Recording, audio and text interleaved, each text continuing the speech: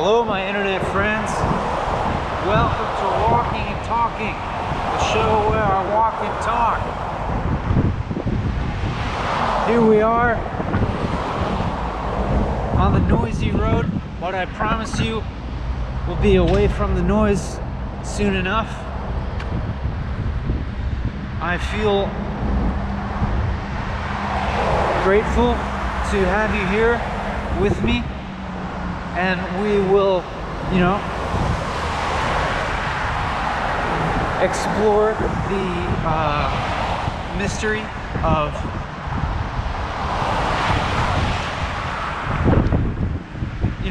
what the hell are we doing here?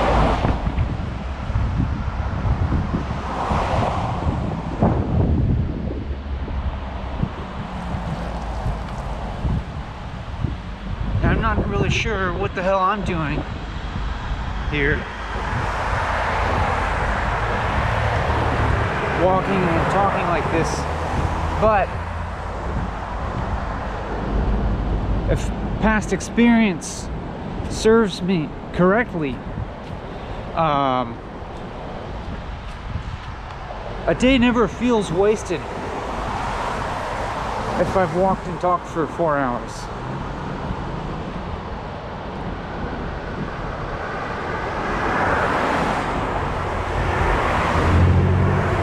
It seems to be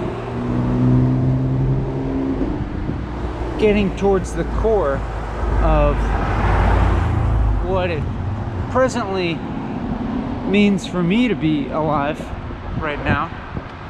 That is,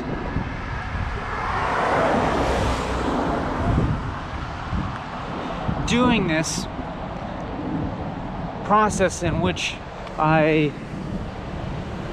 feel like I'm just kind of delving into meaninglessness. I seem to come out the other end feeling some sense of meaning.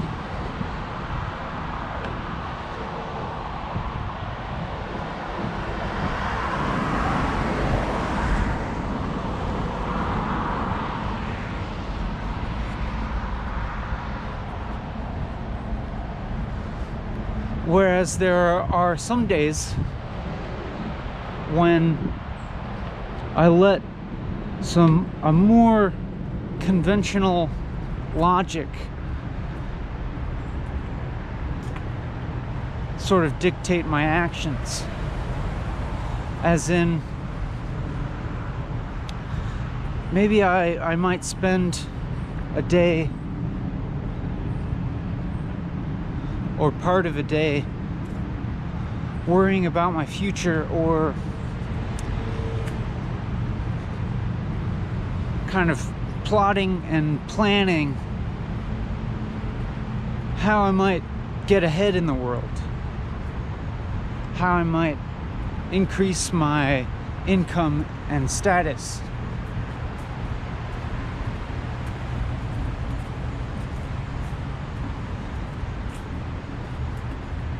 And I generally find that kind of thinking doesn't get me anywhere except a pit of misery and confusion.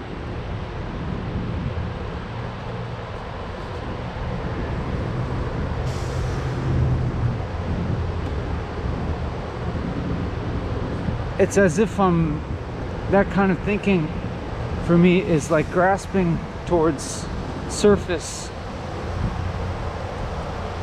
superficial level attainments.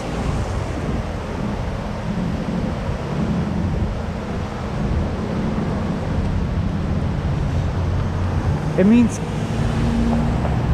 giving, at least for me, it feels like it's giving too much weight to things that I know really are abstractions, such nebulous things as status and income. Now, I know that money you know, it is kind of a collective abstraction. You know, it's as valuable as we all agree to believe that it's valuable, which is a pretty significant amount of value in this society. And so that's pretty real. It has a pretty real bearing on one's well-being. But, and you know, I'm in a position where I've never really been in dire straits financially. I don't make a lot of money, but I don't spend a lot of money.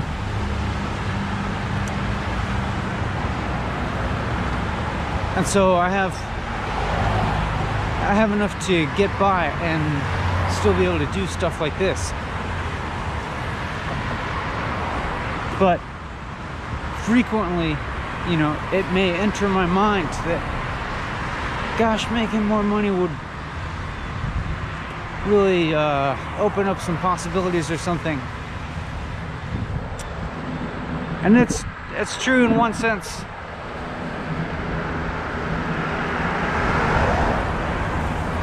And then there's this other sense where if I really start to think about what exactly more money would afford me,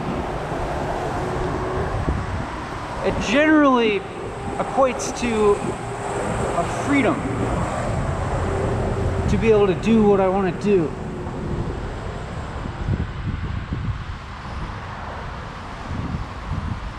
And when I follow that line of thought fully, I'll often come to a certain conclusion that I can actually right now already do what I want to do.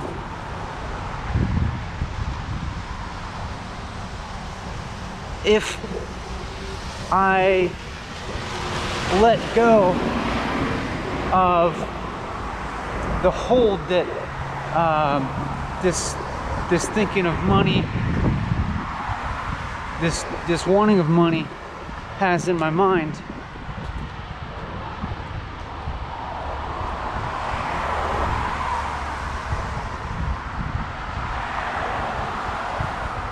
and I can just, like, you know, right now go out and walk and talk, or go sit and smile, and it's always worked out. I mean, not everybody's situation is the same, of course.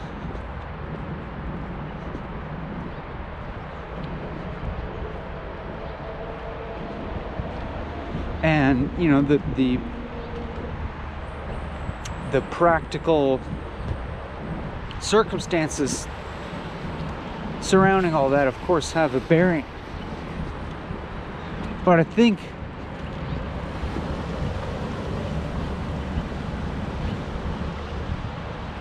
think this can be applied in a lot of situations where if you know,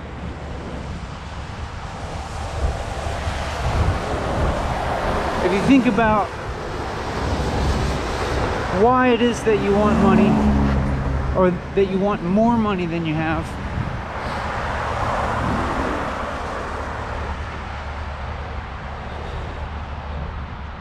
is it certain, like, you know, what are you going to spend that money on? Is it going to be certain objects, or housing, or services, or what, or other people, or what? And then realize that what all those commodities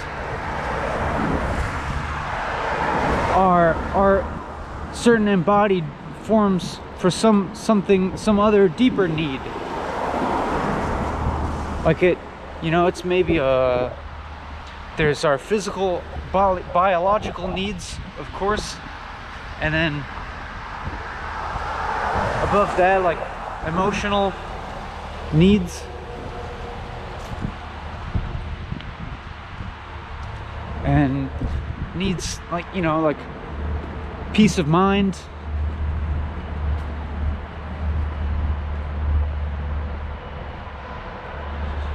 And it's true that I think it's true that it is very possible for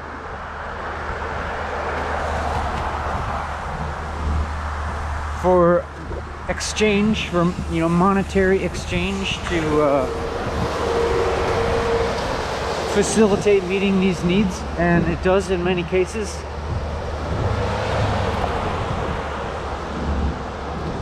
But there also seem to be many cases where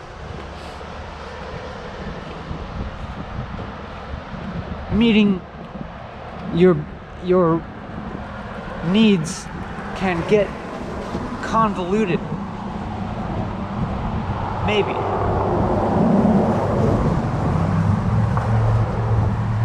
I'm just kind of thinking out loud here. It could be the case sometimes that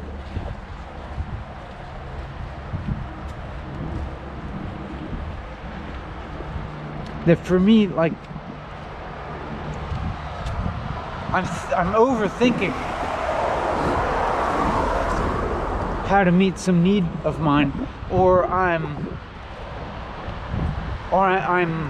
perceiving a need that's not really there, and then maybe in the process I'm neglecting a need in the present.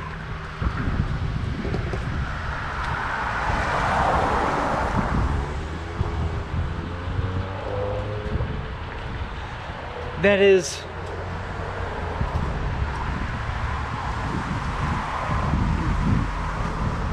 for example, what if I wake up one morning and I start to worry about my financial future, my stability for the future, and start to have a fear that in the future I'll be poor and I won't be able to find a decent job, and then I'll, because of that, I'll live in squalor and have no family or friends or community, and be miserable. And so maybe that fear might lead me to start thinking about how can I adjust what I'm doing to prevent that from happening. But all the while, this line of thinking has me feeling really tense and agitated. I'll be all tense in my body and just worrying about the future. And so whatever, who knows what sort of rabbit holes of thought this might take me down. Maybe it's got me searching the internet for job postings, but then I'm like, I'm not qualified for these jobs. Maybe I should go back to college and get a whole new 4-year degree, and so I can actually get a good job, and then then I'll have this stability. And then if I keep following that train of thought, it eventually, it's almost always if I actually weigh out the pros and the cons of this imagined alternate future versus continuing to live more or less the way that I live now, it's like it usually either ends up evening out, being about even, or trying to change things drastically would be worse, because it wouldn't be worth all the sacrifices that I would have to make and all the new stresses that would enter my life, and the kind of whole new sort of paradigm and set of values that I would have to adopt. It would, you know, I'd become a slightly different person.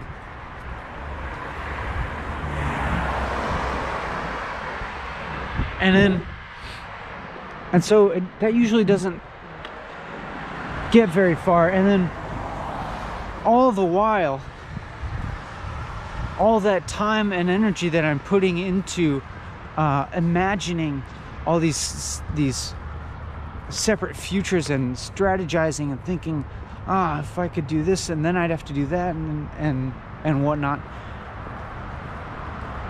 And then, you know, and then I'm not like, it's time spent unhappy. It's time spent, I don't know. There is another way of interpreting this, but it's time when I could be walking and talking, basically.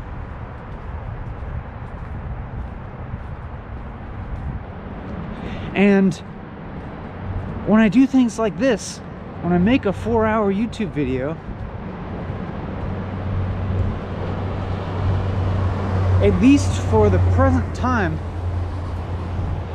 all those worries vanish. I mean, at least temporarily, they're not here. I'm just doing this. I'm just walking and talking and making this however mediated connection with you, and creating this vast archive. Who knows how long it'll stay around, of my particular mind at work.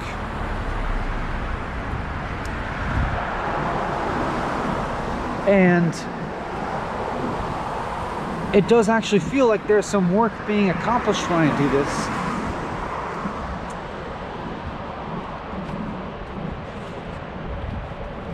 There's a certain spilling out of ideas, articulation of ideas. There's things like working through existential crises,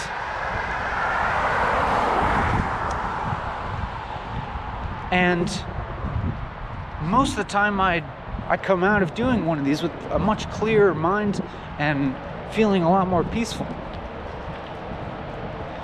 And some of these worries about the future, then they're kind of gone. I mean, they seem to always like come back.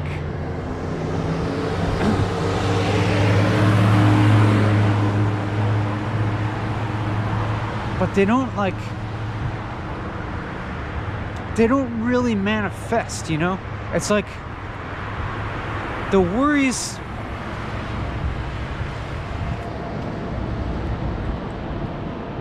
it's like they can become self-fulfilling prophecies, or it's like this abstraction actually of living in poverty and squalor for me. It can become a reality for me mentally if I allow myself to worry about it. That is, if I allow that way of thinking to take up too much real estate in my mind, then it can affect my perception of my life, and I'll perceive my situation as being, not good enough. When, like, the truth is, it's like,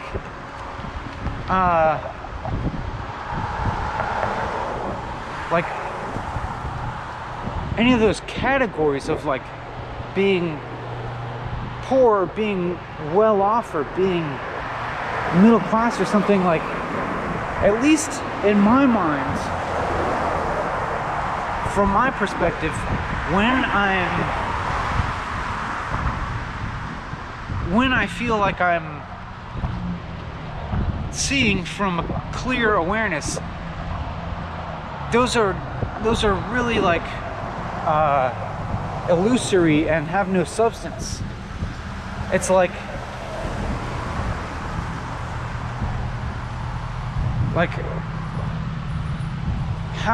how would I define poverty? Is, like, in my case, like, is it if we went off of income amount solely, then we could say that I'm poor. But if we went off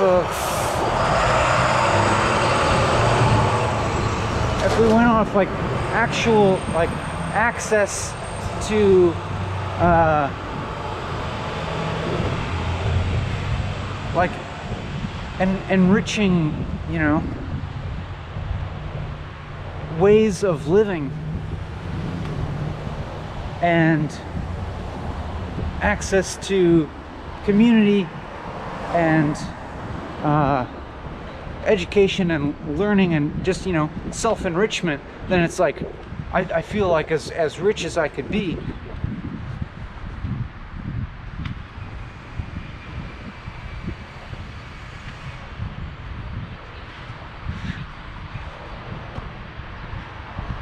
Like, I have all this freedom to do the things that feel the most enriching to me, and that's a real luxury. And I don't want to, I don't want to make other people feel bad or something, or feel envious of that situation.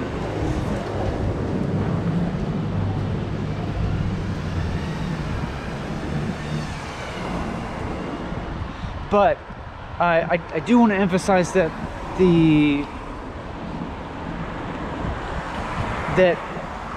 your perception of your life situation may be way more malleable than you ever thought. The perception of what you might have the freedom to do in your life may be more malleable than you thought. You may be more free than you think.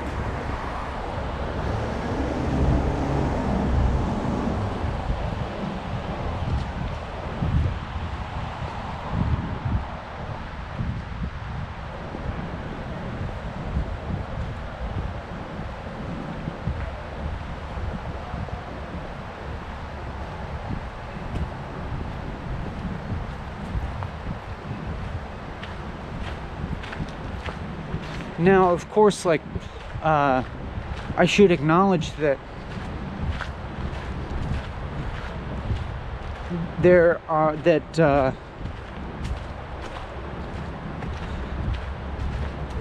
poverty has more to do with there's a lot more factors involved in this abstraction of poverty than income alone, and there's so much to do with one's socioeconomic background and all the factors of how you were brought up, in what environment, around what sort of people and family, and so on and so forth. And in that sense, I can't complain about anything about, you know, the situation that I was born into is middle class.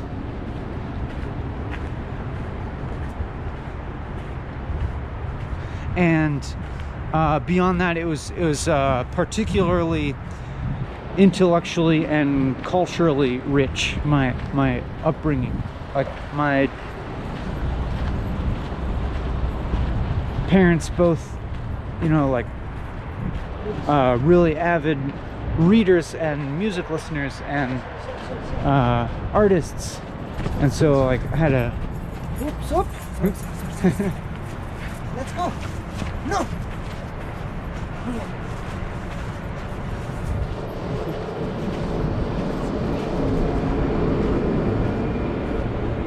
I had an upbringing that was, you know, really rich in these like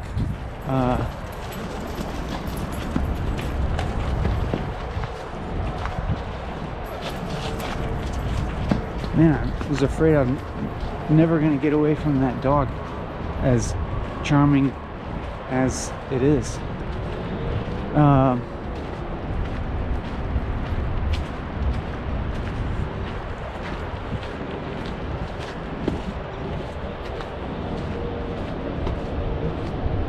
And so I feel like that kind of that form of wealth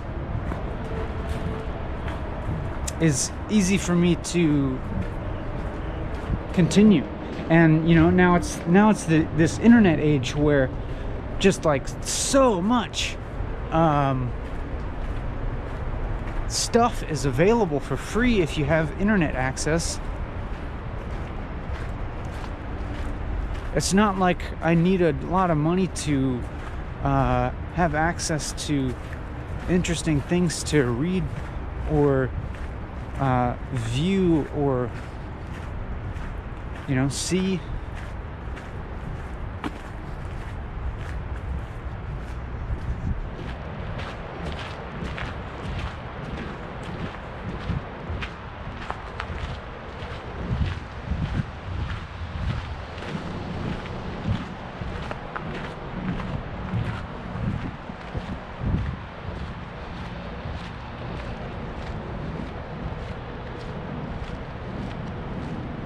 But still even I don't think of intellect per se as any ultimate value either. Like, being smart is a good thing, but up to a certain point,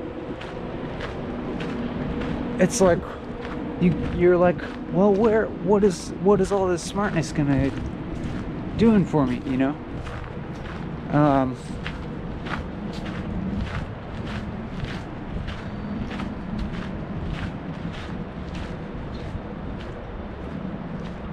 It seems to me that like smartness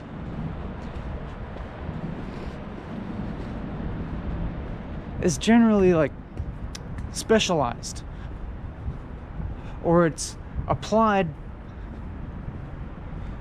It's like smartness is applied in life. But then there's wisdom, and that's like something more generalized.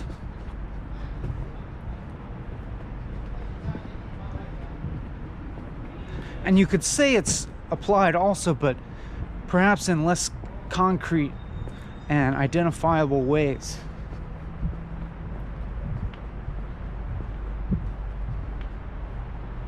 But wisdom is something that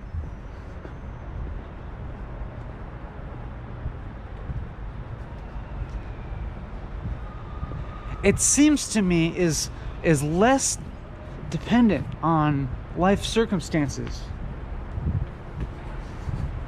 I don't know, I could be wrong. I mean, maybe you have to, like, where does wisdom come from? Is it always, do you always get it from encounters with other wisdom coming from other people? It kind of seems like you can just get it just from living.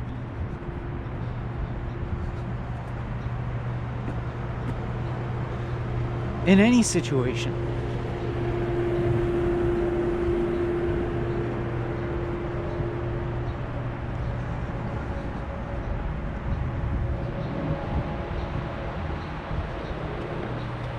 I don't know, I could be wrong. Maybe if you're, caught in a struggle for survival,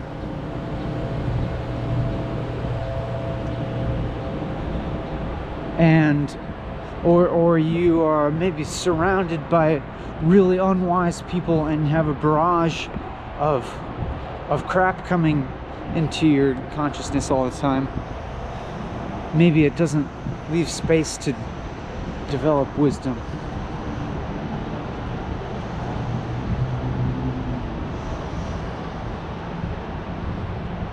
But it seems like, for the most part, if you live long enough, you're gonna get wise.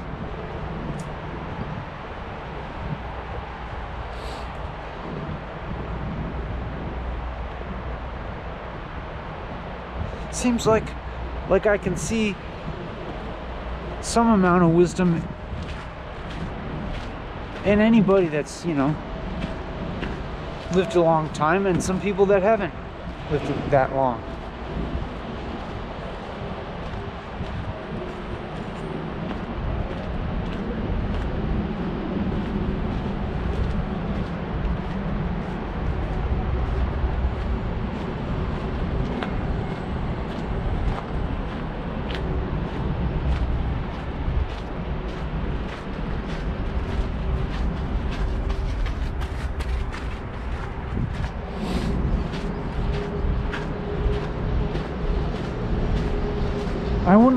I wouldn't like to come across as an apologist for inequality,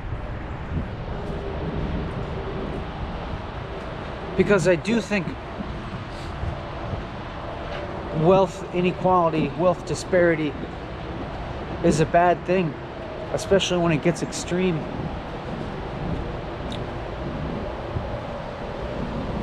But on the same token, it's like, with the right kind of wisdom, you can see through the surface of those of these like notions, of wealth.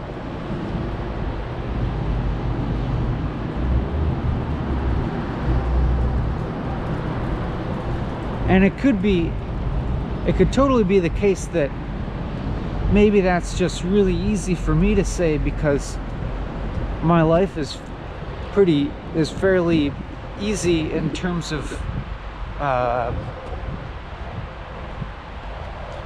the material side of things.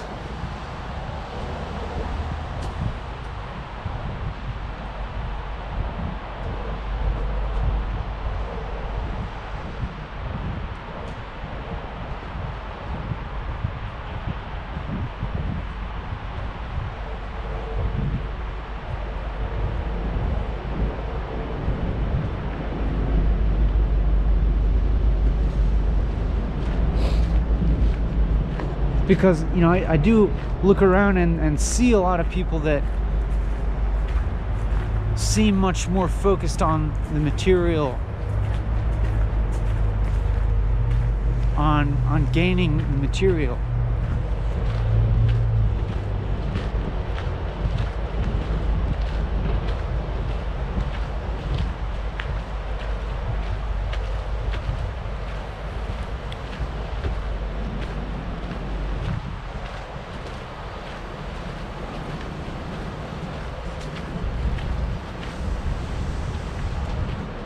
And sometimes it does kind of make sense if I look at their situation.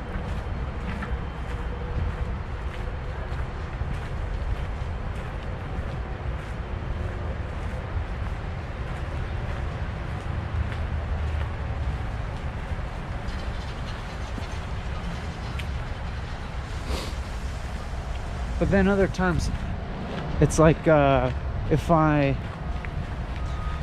really connect the dots,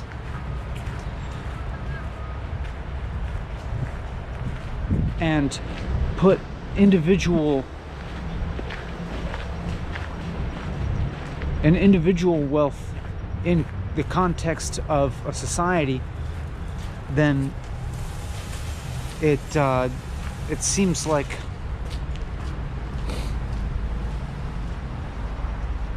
one individual's gaining doesn't really matter.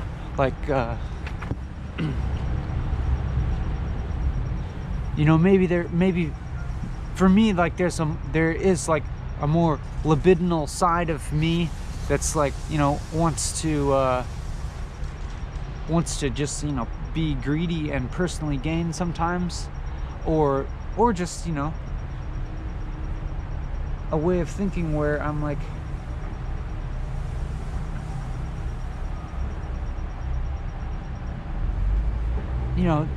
I was saying earlier, start to worry more about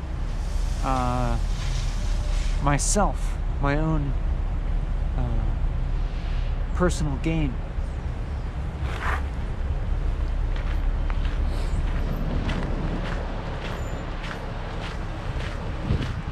But then, pretty inevitably, when I start to, connect the dots of how, and maybe I'll start to hatch a scheme of how I'm going to make money, and then I'll start to connect the dots and think about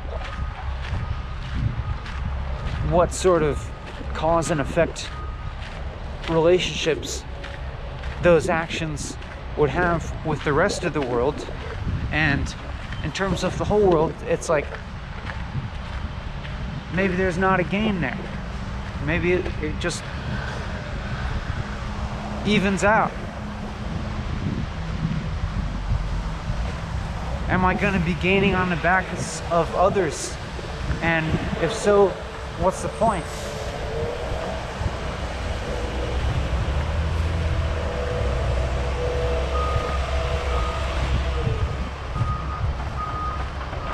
Or even if and then kind of in the other direction sometimes,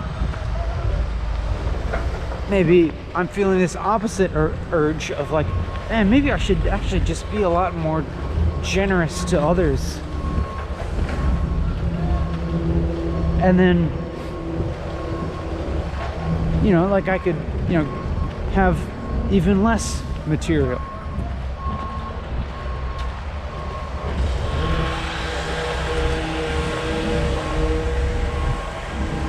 I could take even less from the world. But then I'm but then maybe I'm okay, but then let's say I'm giving more material. Let's say I'm donating a bunch of money to charity. Then I kind of would need to make more money, so I'd have to take more money from somewhere. And then if I think about the additional financial pressure that I would be under, then I see the detriment of that to my ability to do things for example, make these YouTube videos, or sit and smile, etc. Or I don't know, any of the other kind of things that I do that don't really make a lot of money. And then I'd be well, then those things would suffer perhaps a loss of quality or a loss of integrity.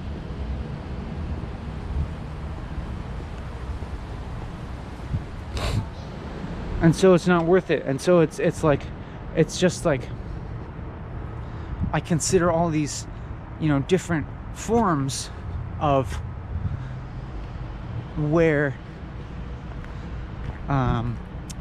energy can be moving through me,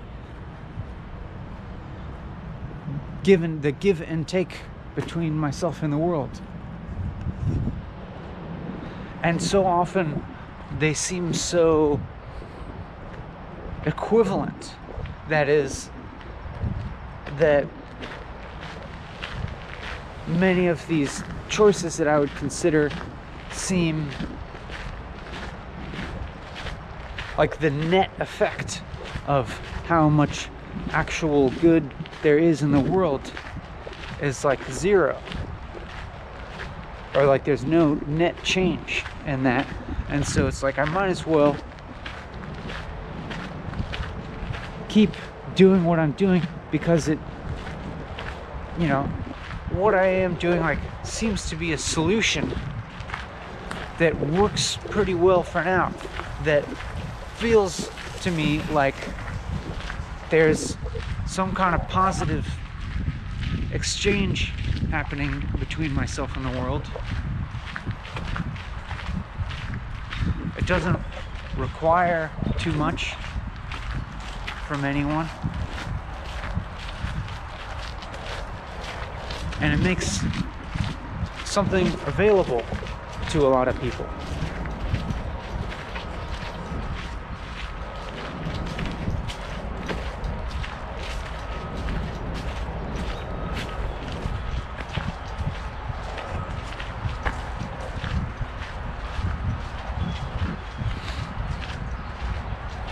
And of course, this isn't to say that every choice that I could possibly make is an equivalent amount of good, because there are plenty of bad choices that I could make that would be harmful in general.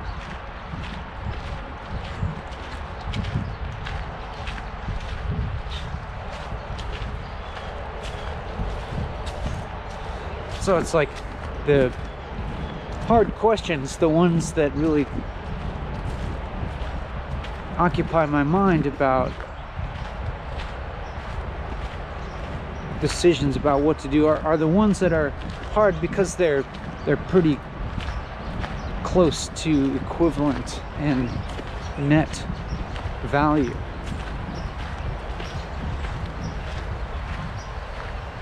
For the world, I mean.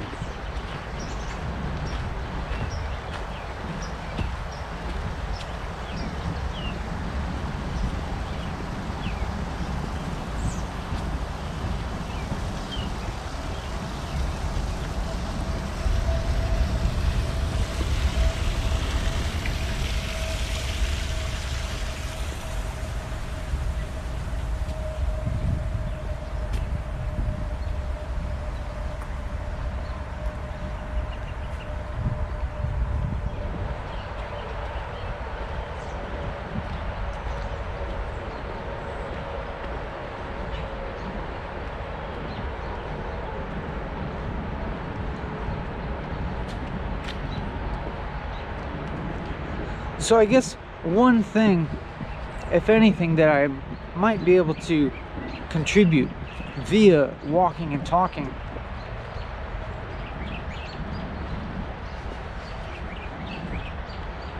would be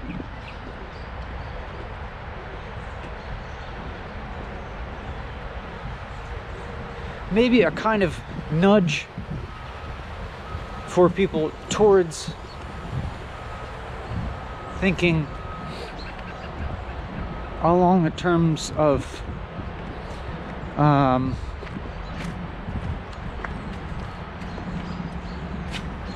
broader scale thinking and higher values.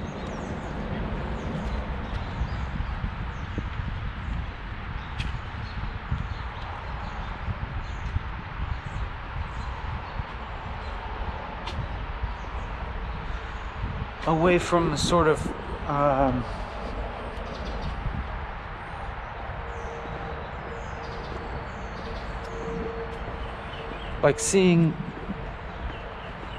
away from seeing things like your own status, your own identity as such solid truisms, and to be able to see them more as like sort of like a web of concepts, of mental representations.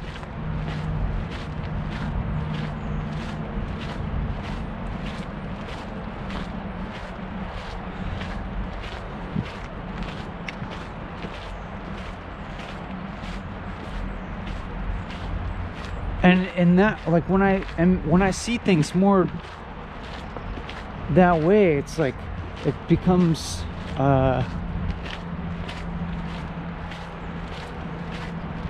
it just feels more true.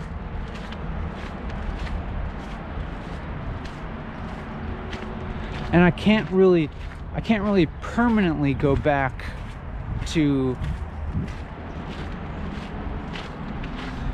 thinking, you know, of myself in such concrete terms.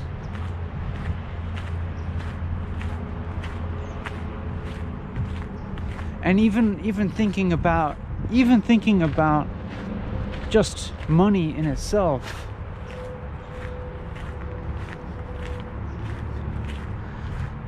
like, for me, the more I understand about the economy,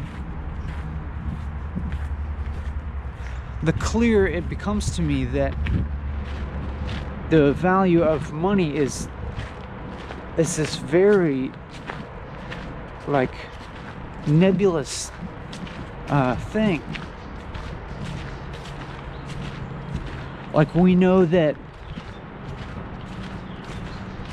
the value of any particular currency fluctuates, and in some countries it fluctuates wildly, to where if you had, you know, thousands of dollars or euros or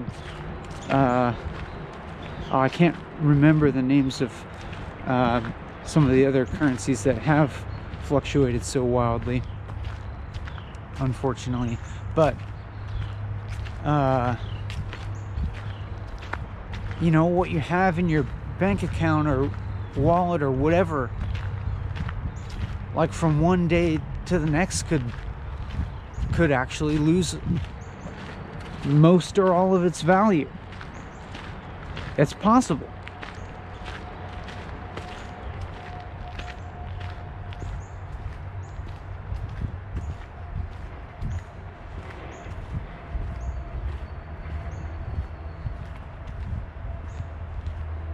And it happens, you know, some major disruption happens, and then your money can't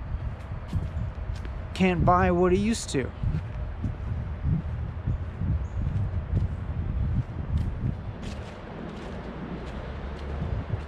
And so you can move your money around into all these different investments or consumables or depreciables,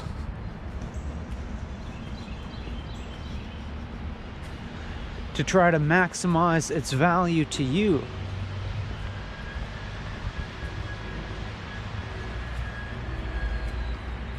In the present and in the future.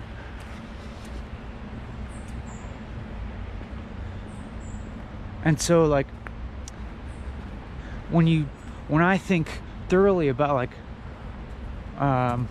what to do with money, sometimes it's like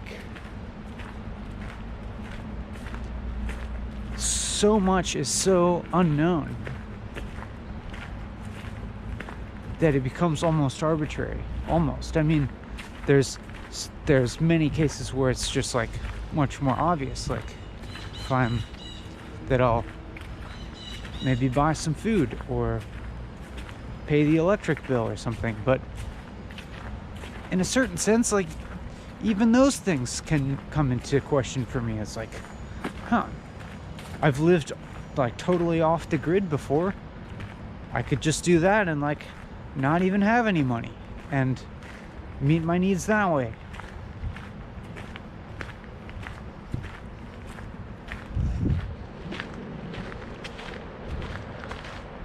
And it's like the stability of the value of almost anything seems to be is interlinked with like politics and things going on in the world. And if, you know, my country's political situation seems unstable and, you know, which it does to you know, like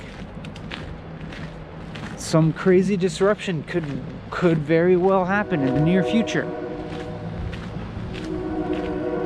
And what the things that have a collective value now might lose their value, and you know, you'd have a totally different situation where money might not mean anything, or it might mean less, or who knows. Or certain things that you invest in, you don't know. You know, they have a certain amount of risk involved in them. Some have more risk than others.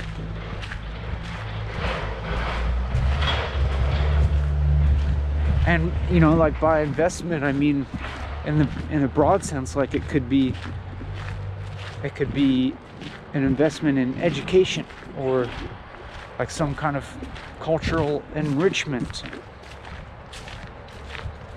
or in your health, or, you know, not just things like stocks and bonds and real estate.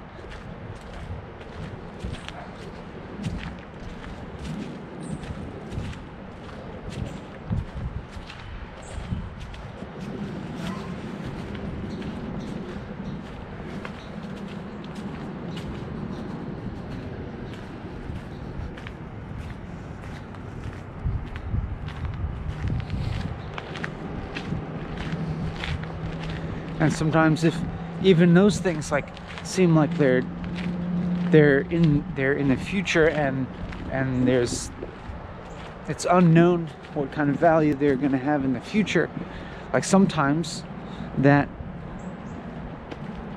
makes things in the present much more valuable. So for instance, like maybe I just want to invest in time. So, for example,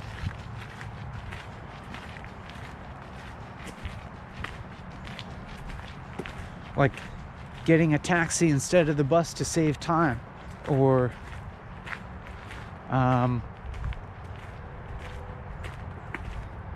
buying a prepared meal, or eating at a restaurant instead of cooking to save time.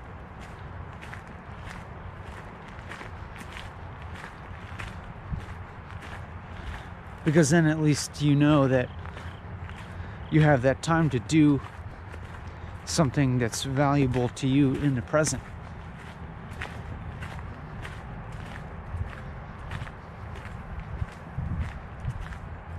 But, you know, what is that thing that's valuable in the present, and can that in itself be an investment in the future?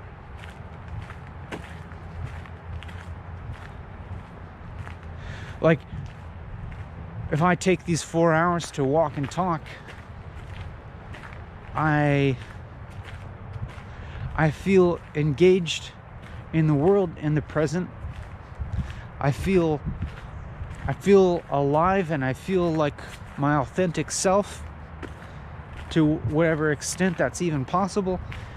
I feel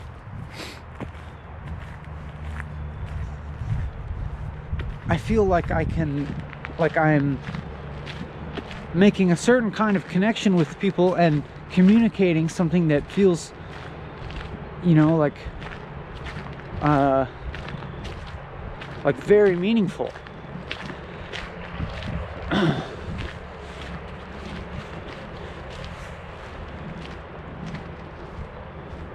I mean, also meaningless, but like meaningless in a meaningful way, or like as meaningful as things get for me, anyways.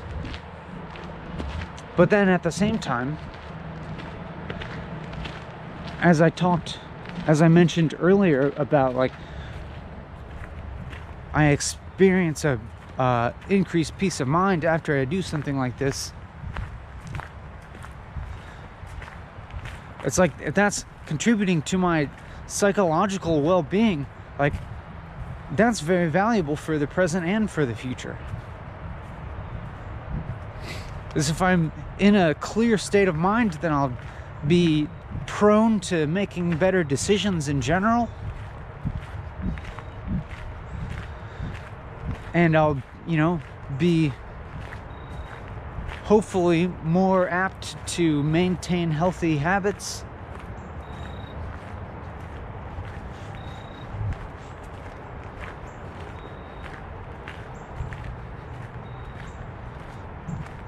And another thing is that this is time that I spend not consuming. Sometimes it's kind of hard to not be consuming.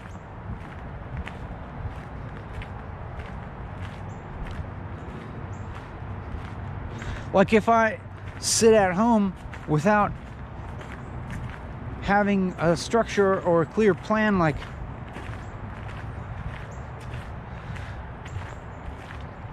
I'm quite apt to, get bored, and then to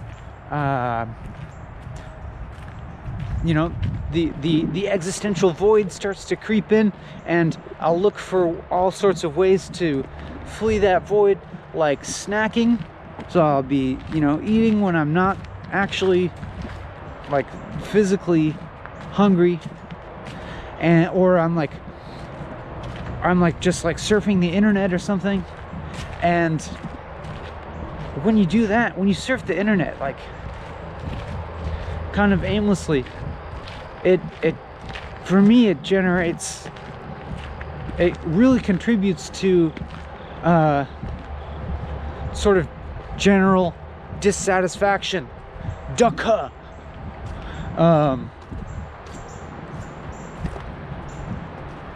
Like even if I'm not like starting to convince myself that I need to buy something off Amazon, I'm just like getting this input of information that is like always referring to something other, always referring to some alternate possibility that could be mine. A form of materialism. Like even it might be a materialism of like needing to have things, or it might be another kind of material of like needing to know things, needing to know everything on Wikipedia, needing to like spiritual materialism, like starting to think about how I need to become more enlightened, or think about how I need to like do some kind of meditation retreat, think about how I need to like start learning yoga or karate or Brazilian jiu-jitsu or whatever, or thinking that I need to like maybe I should like go back to school and get an economics degree or something, or like anything.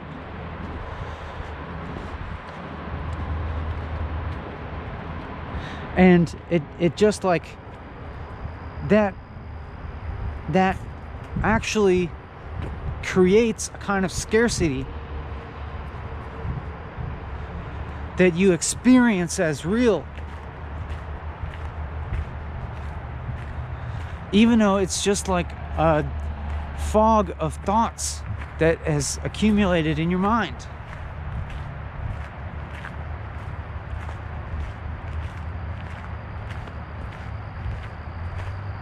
But if and then like through that fog of thought, like if I let that fog of thought accumulate in my mind, And from that perspective, doing something like walking and talking, like, will start to seem like a bad idea, because it's like, well, what's that gonna gain for me? But you know, if I can, you know, either pierce through that fog of thoughts temporarily or not let it accumulate in the first place and just go out and walk and talk, this is like a place where I don't have this constant influx of information and like a constant flow of life options proceeding before me, constantly thinking about how my life could be better and different and everything else that I could have that I don't. And you know, just like having a completely unstructured time where I'm where I can react impulsively to every uncomfortable feeling that I might have, then it's like a kind of entropy taking place in my life, and I'm in a sense like destroying value. Just if I think about, like, if I spent a day snacking compulsively, then I've consumed more resources in the world than were necessary, and B, probably feel physically and emotionally like crap, and C, would probably have a slightly negative effect on my long-term health.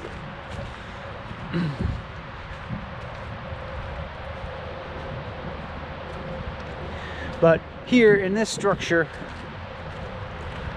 none of that happens, and at the same time, I'm participating in a mental process that actually feels productive in the broad sense of the term.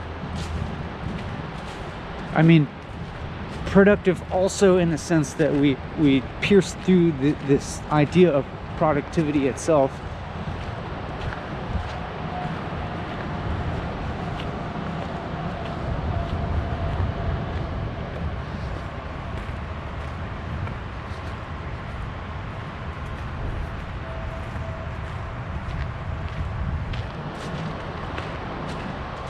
And with the regularity, it gets stronger.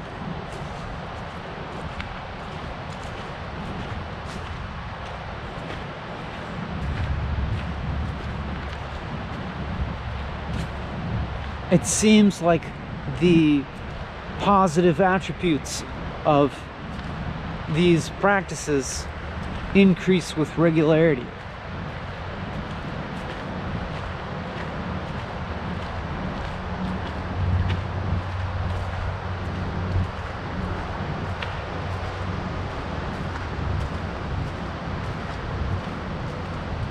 And even in the financial sense, like I have somewhat of an inkling that to a certain point, the amount of revenue that I might get from YouTube and Patreon would tend to increase with my regularity of making these videos. And I don't mean to put that in a cynical perspective of that I should just do this regularly to make money. That's not, you know, that's only a small aspect of it that is like, you know, I think interconnected with like a greater benefit of it.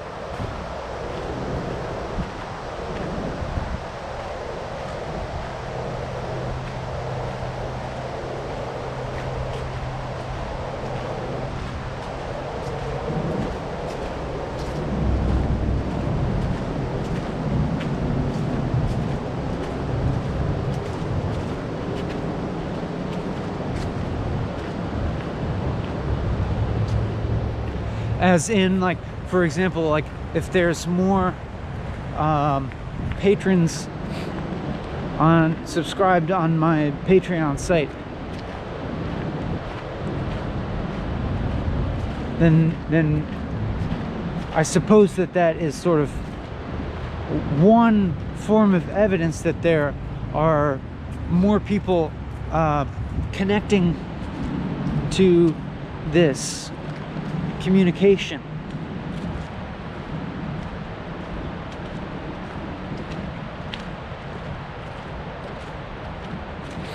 Like, here I am sort of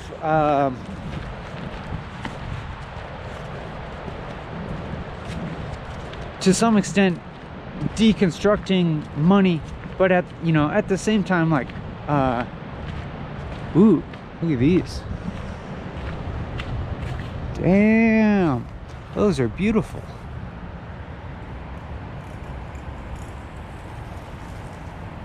I'm not sure what kind of mushroom that is, but it looks really familiar. I used to be a lot more up on my mushroom identification, but it's gotten a little bit rusty. I'm gonna have to look that one up. Or if any of you happen to be good with mushroom ID, leave a comment.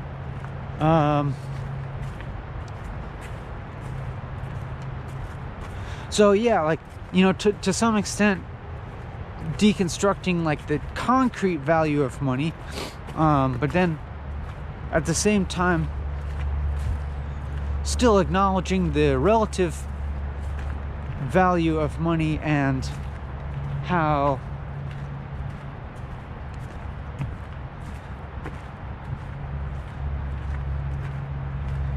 in a certain sense it is very real in our world. Like, we make it real as a society.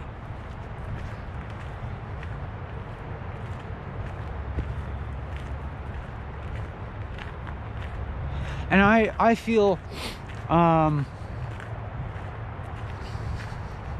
at the core of me a very strong sense of autonomy from society that for me has been grown from certain life experiences, including living off grid and having a certain confidence that participation in the money economy is not the only way to live a good life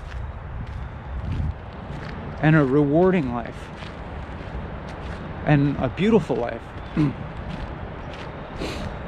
But also that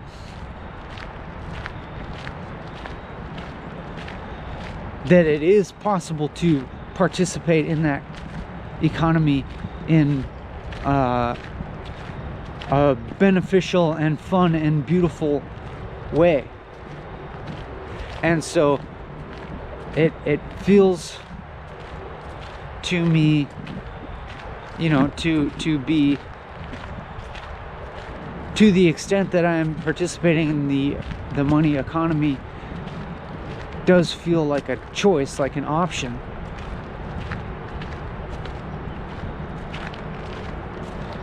That I like want to do for the benefits for myself and for others. But it's like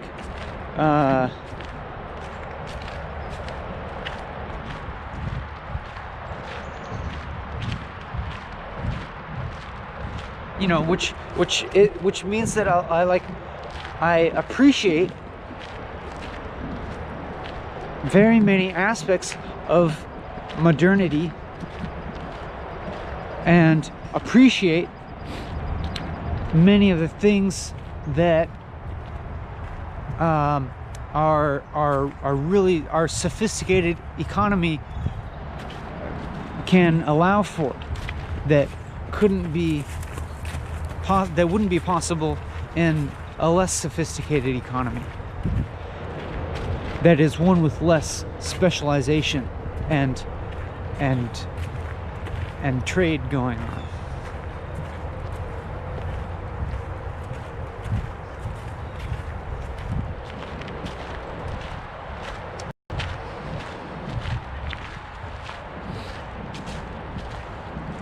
And even this means of communication with you is one of those things that's made possible by that. We have YouTube where, remarkably, it's possible to upload hundreds of 4-hour-long videos for free for just, you know, the cost of my electricity and internet bills. And I can choose to run advertisements on them or not.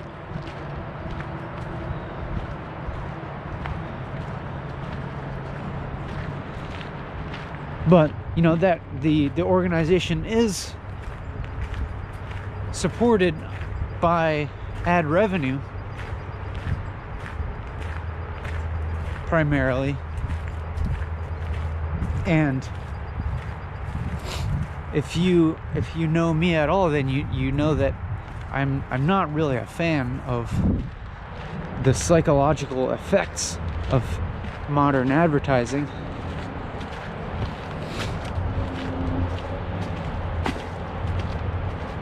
Because they quite often use pretty insidious and divisive psychological and emotional tactics in advertising. That's just the name of the game nowadays.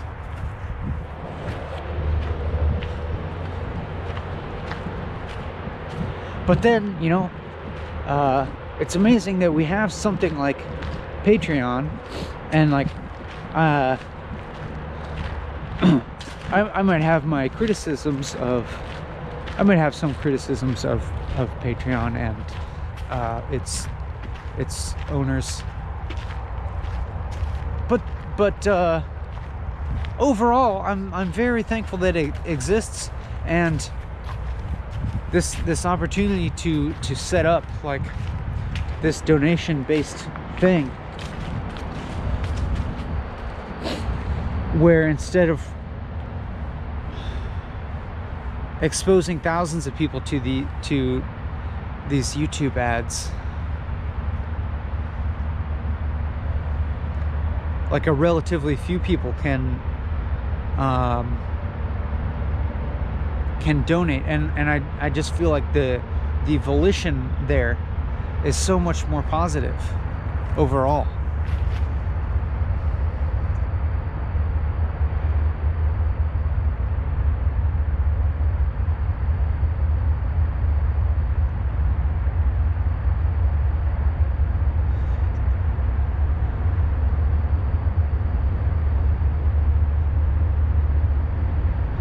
And now it's not that I've spent this whole hour and 13 minutes leading up to like a donation pitch, but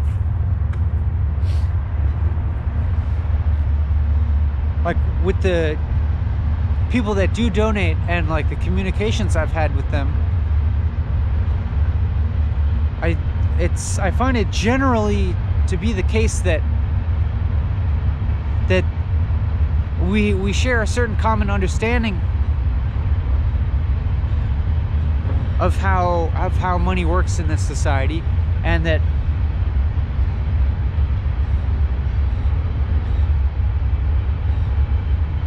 they're seeing the financial support of this YouTube channel to be a net benefit in the world.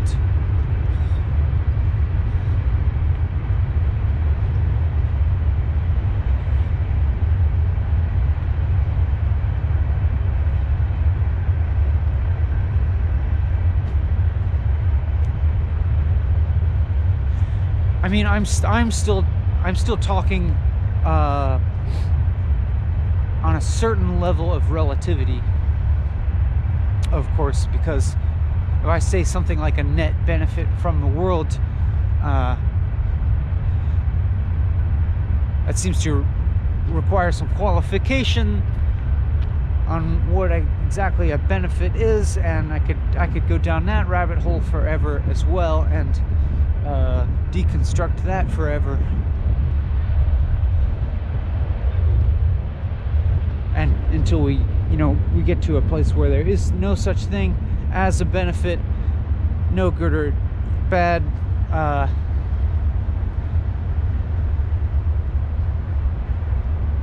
And there's something real about that, but there's also something real about benefit.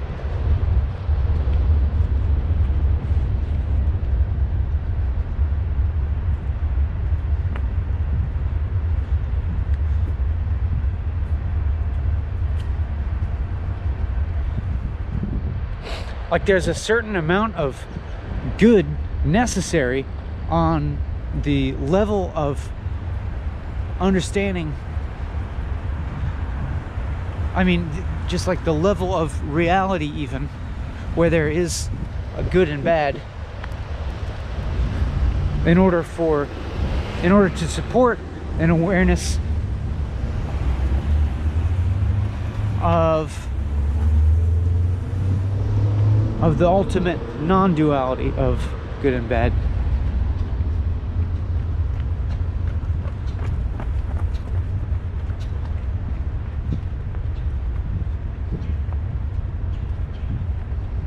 So I guess if I might be so bold and so arrogant as to say so, then I would say that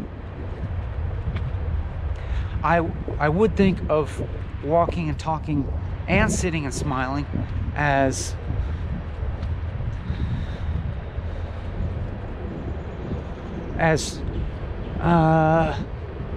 forms of media that tend to raise awareness, tend to raise the level of awareness, or at least point to it.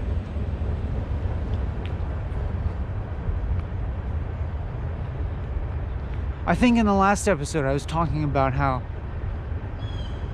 I was talking about, the ultimate unimportance of watching Walking and Talking, telling you that, I would be happy for it to cause you to stop watching. But now I'm talking about the relative importance of it.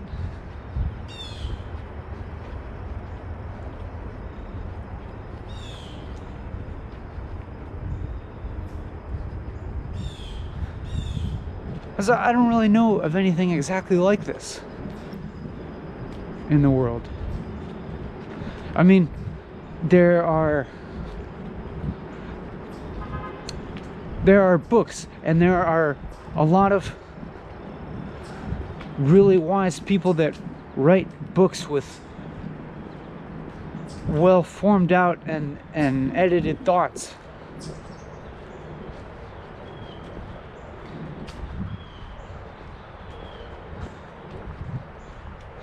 And it's great. But now there's also Walking and Talking, where I don't form my thoughts in advance.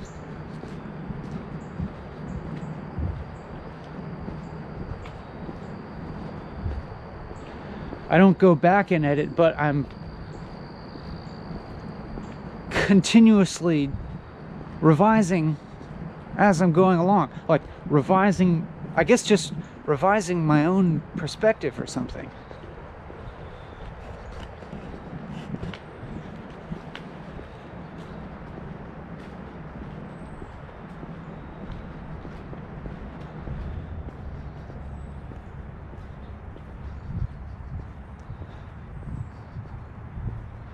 A form of language that I hope in some way enacts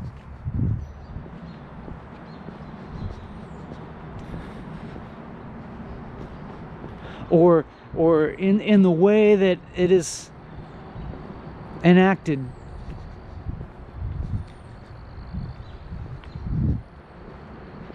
expresses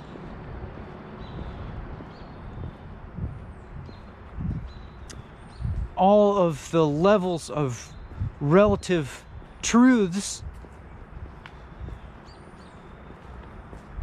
of what I'm saying, as well as an ultimate sort of transience of those truths.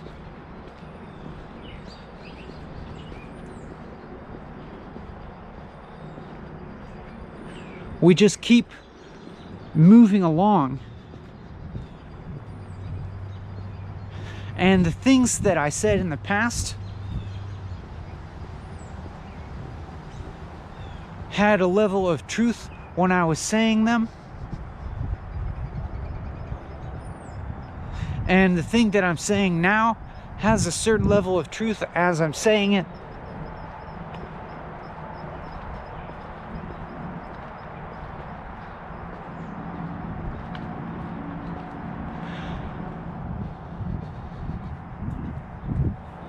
But as we move forward, things that I say now don't exactly negate what I've said before, but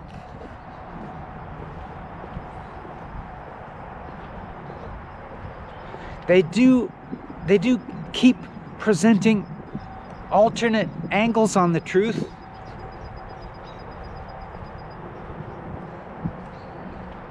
That seem to show the relativity of anything that I say.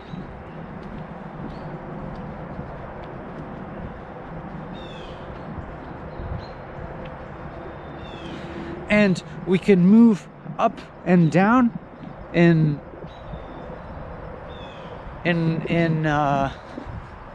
the depth of our truths. You know? Like down meaning more like more relative and more specific.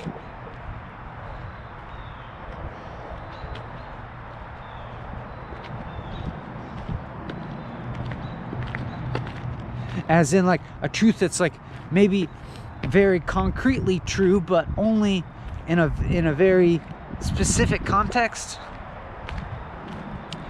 And then upward meaning broader truths and approaching something ultimate, an ultimate truth. But when you get to the ultimate, it's like the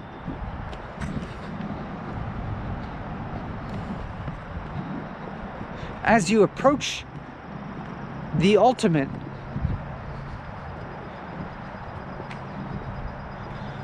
you shed off any solid truth. You shed off any kind of solidified, concretized notions of truth.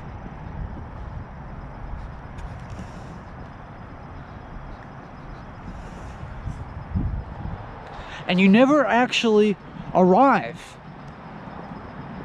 at a you know, a stopping point, but you enter a sort of stream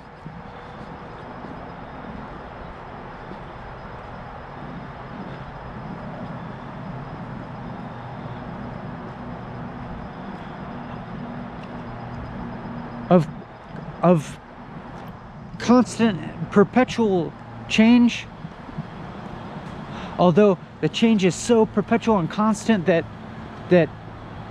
it's not exactly change anymore. As in,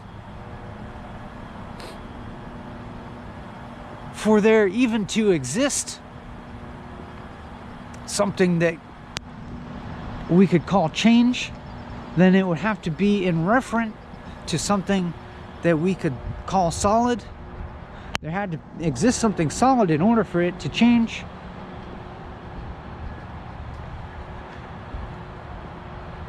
But as we approach some kind of ultimate form of truth, it's like truth isn't even such a good word for it anymore, because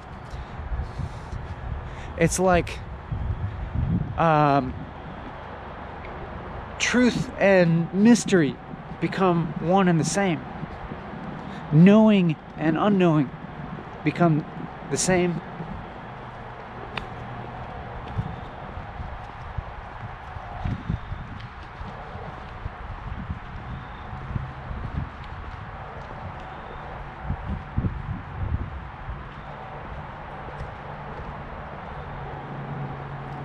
There's no solid ground, but at the same time there is.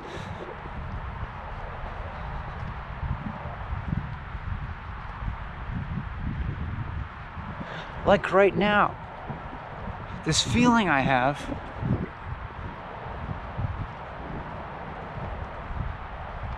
is like simultaneously being on the rock solid ground floor of reality where I couldn't fall any further, but simultaneously feeling like a total groundlessness.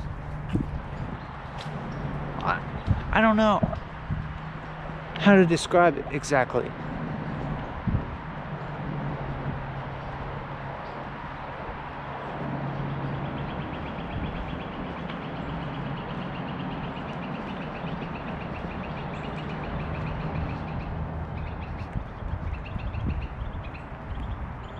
Like on the ground in the sense that I feel a certain stability that seems to come from not having any illusions propping me up.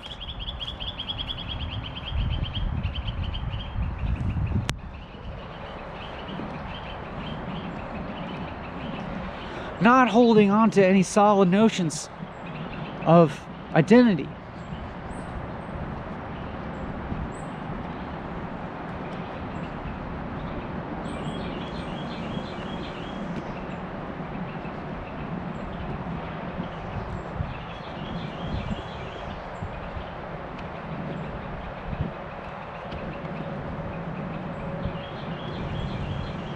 So like I feel solid in that way, or I feel excuse me. I feel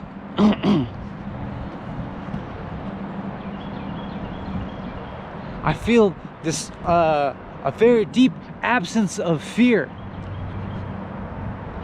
absence of anxiety.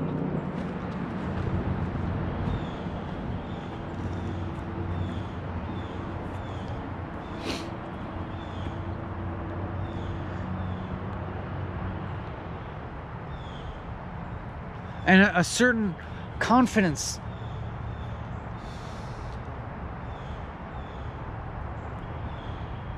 that I can handle whatever experience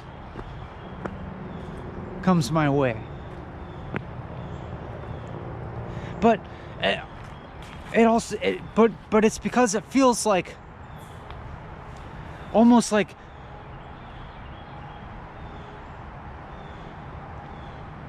transcendent of experience.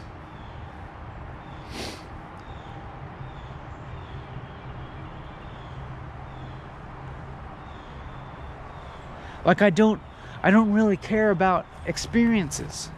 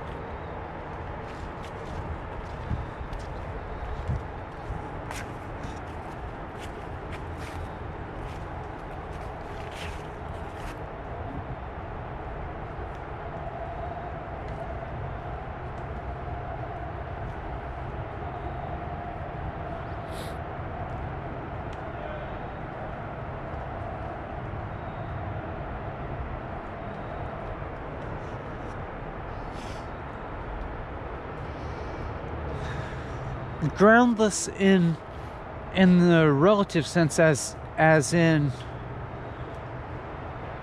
not standing on any previously perceived ground of identity concepts,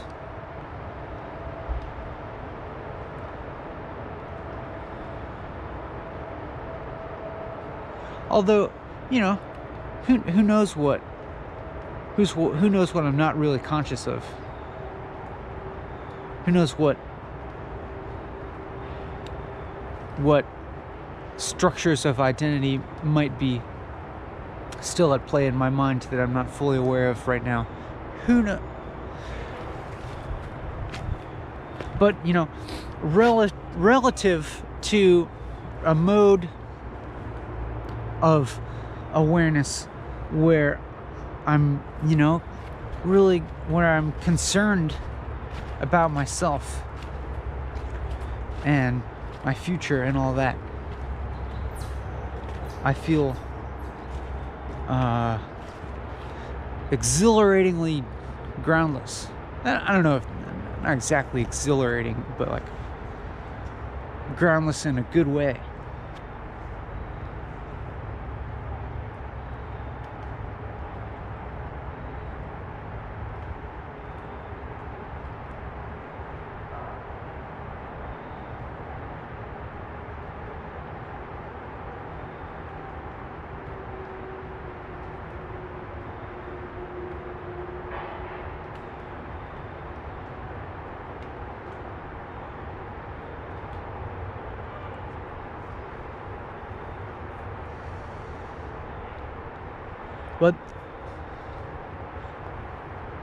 But then it's almost like this other, to the extent that I feel that I am on the ground,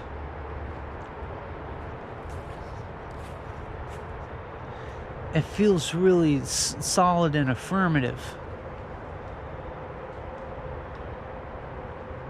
Like it feels like a really solid ground.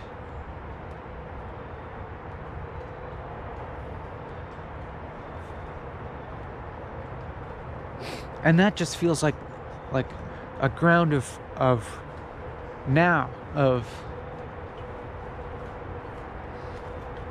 existing right now.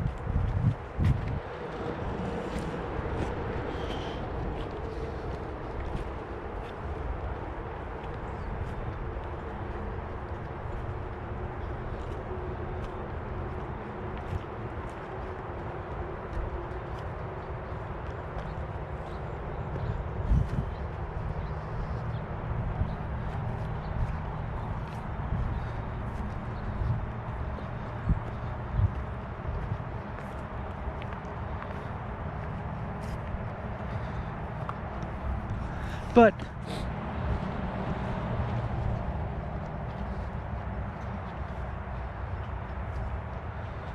I'm also totally aware that all this other stuff will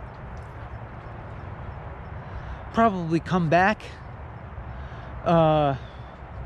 Concern about the self, you know. I'll get physically tired, I'll get hungry.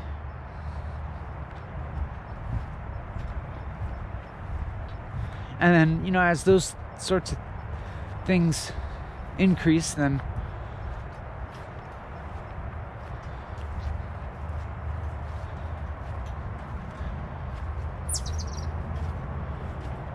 one feels, you know, increasingly bound by the body needs.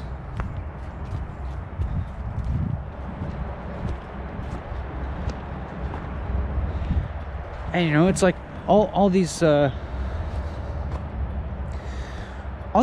basic, like, biological and emotional, you know, mental needs provide the foundation for, you know, these feelings that I'm experiencing.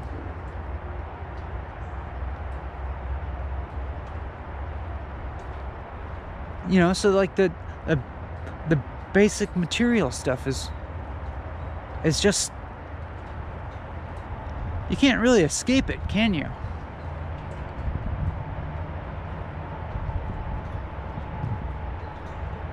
Or it's like, maybe it's like you're standing on it in order to have a certain perception where you can see through it. Does that make sense?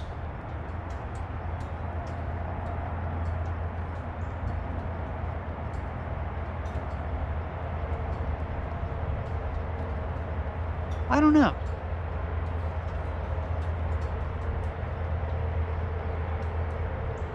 But like, like,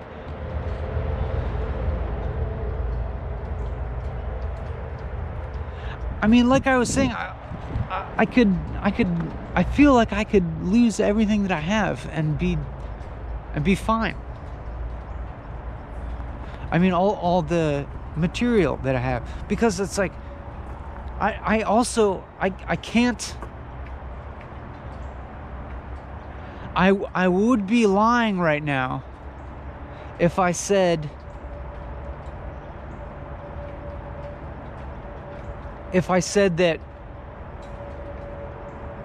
that my material possessions felt real to me.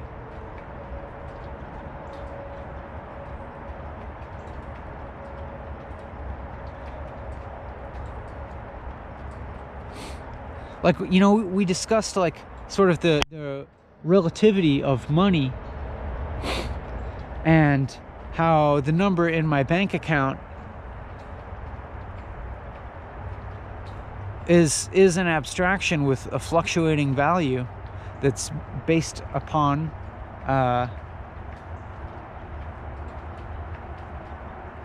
concepts of value held by society at large.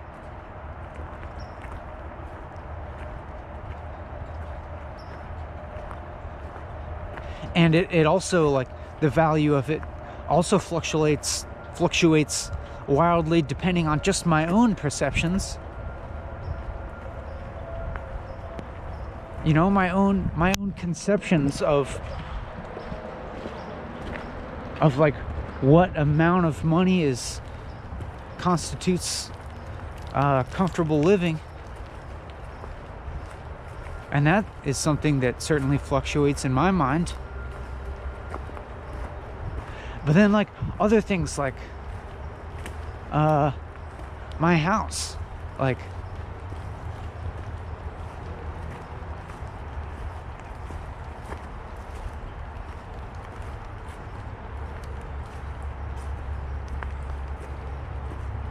my ownership of a house is an abstraction as well, that society is currently upholding. Like, everybody is agreeing essentially that I am allowed to live in this house. But even the house itself, it's not a solid thing. It's like, if I don't fix the roof, it's not going to be a house forever. If I don't maintain the foundation, it's not going to be a house much longer.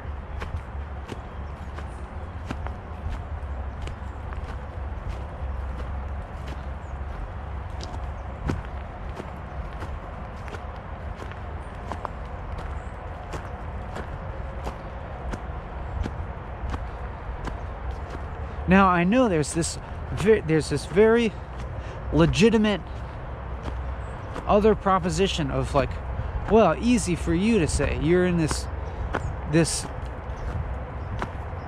easy position.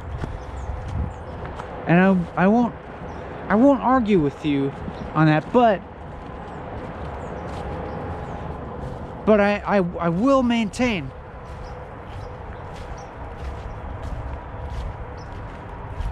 that it feels more true to me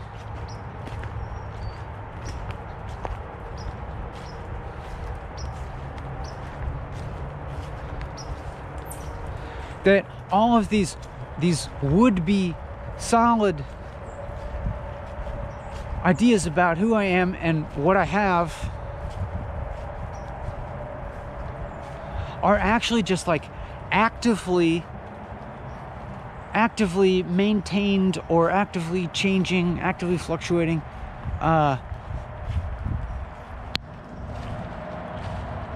web of concepts.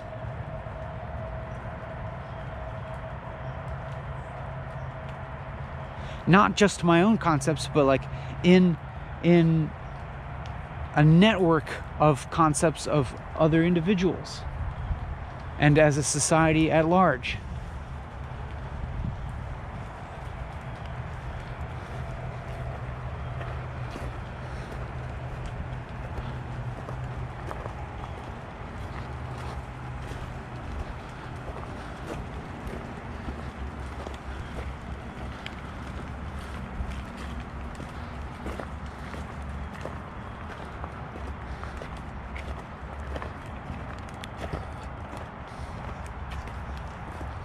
And that I would extend that assertion or that way of seeing things to your life as well.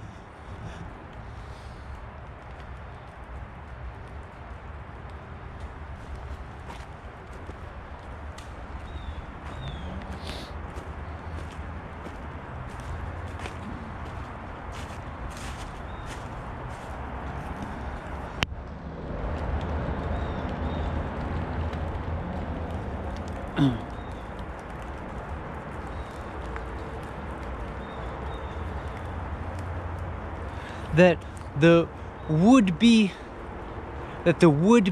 solid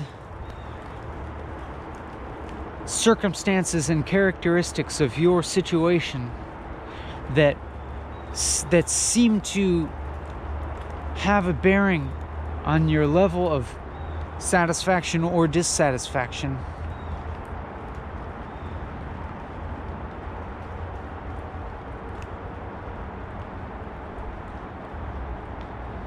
are in fact, a quite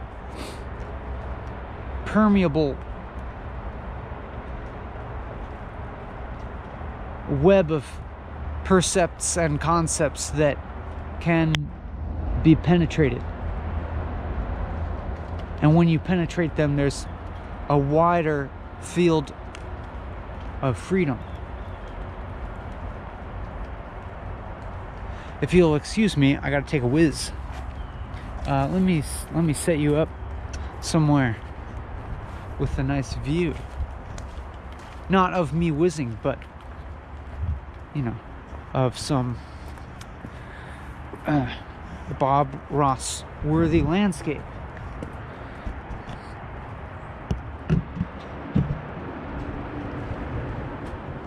I'll be right back.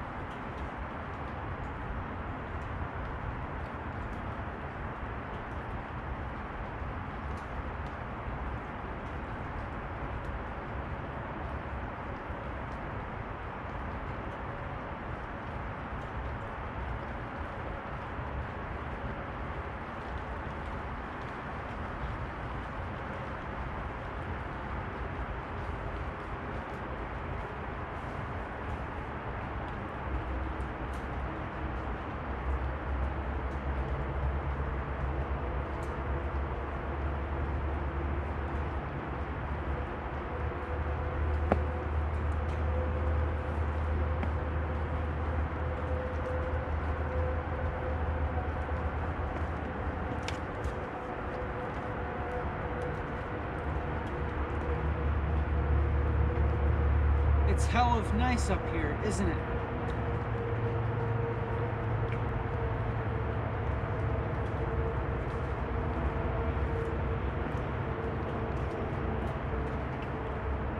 These things smell really good.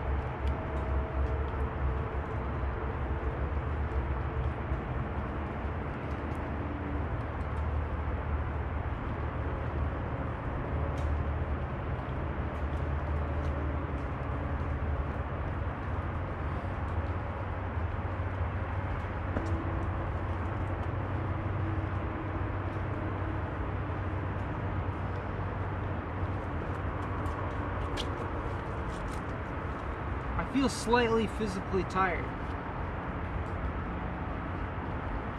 but in not a negative way, but in a way where I did a lot of exercise yesterday and this morning, and so my body feels a little tired from that, but my mind feels, but I feel alert generally.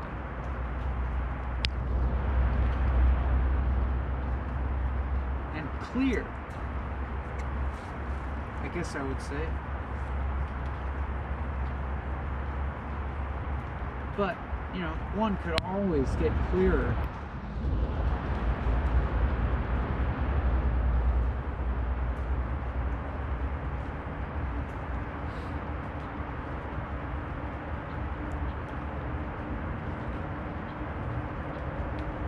The air feels crisp, and this mist that's falling down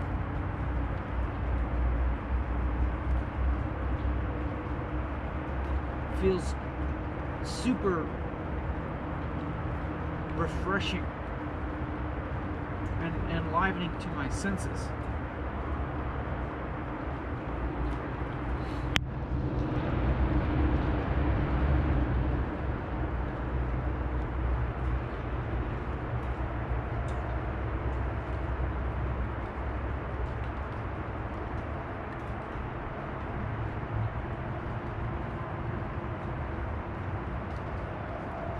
In a certain way that I'm not sure that art could do for me.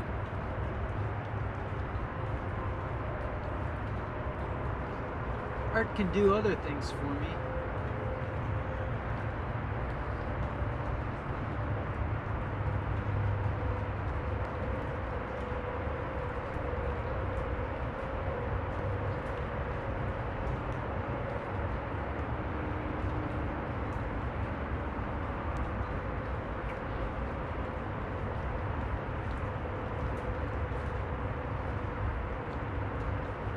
But it can't really mist on me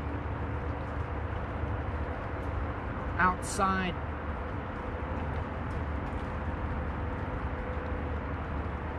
an environment like this.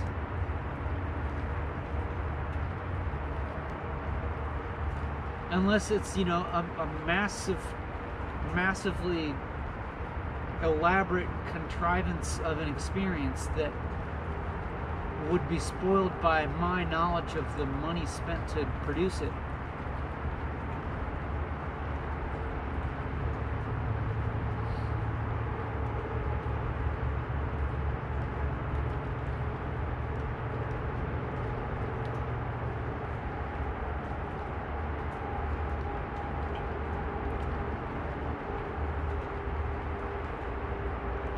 And by my knowledge of the general relationship of a person to that sort of contrived experience as being one of consumption,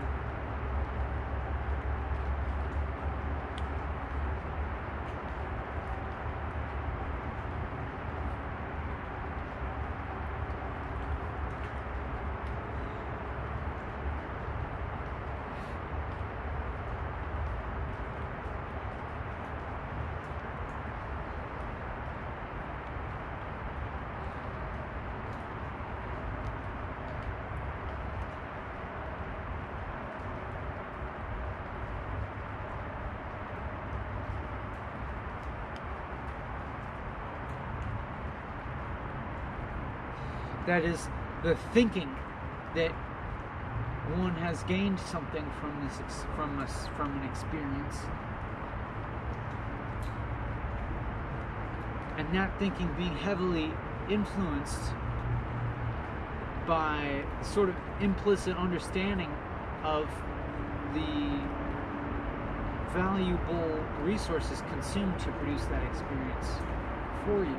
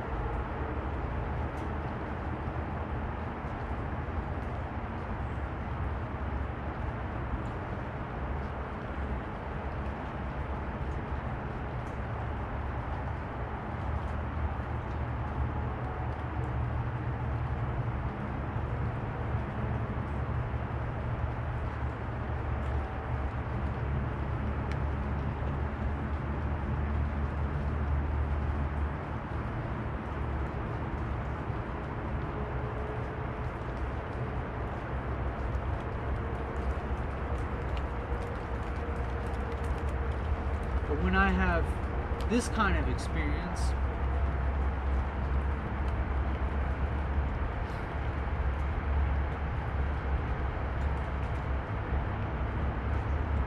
I don't feel as if I'm taking from anyone.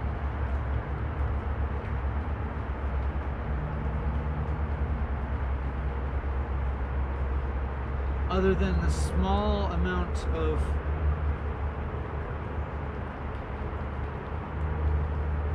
resources, involved in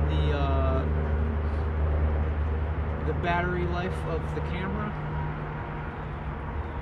The electricity used by the camera, which is not very much, and which is also being somewhat replenished, slowly replenished by the solar panel that's on the battery charger right now, the battery pack, I should say. And the value invested in the camera itself being amortized over the camera's useful life to us.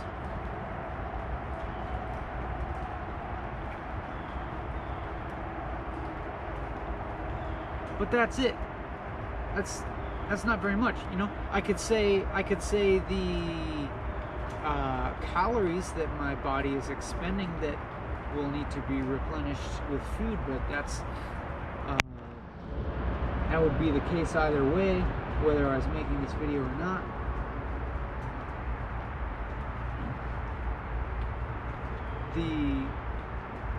The mist falling on my skin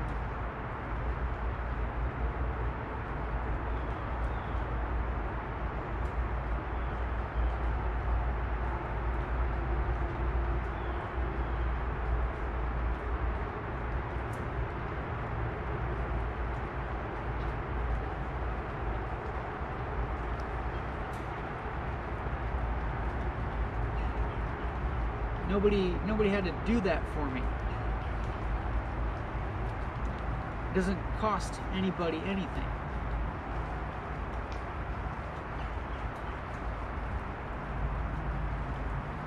No time.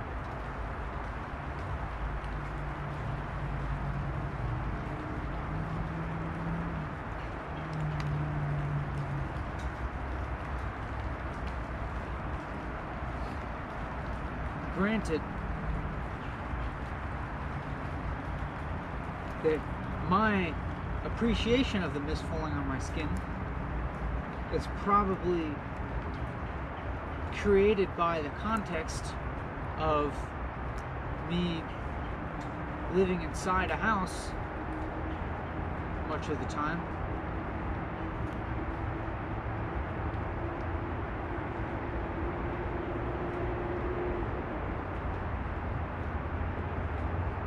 And my pretty much knowing that I can return to that house and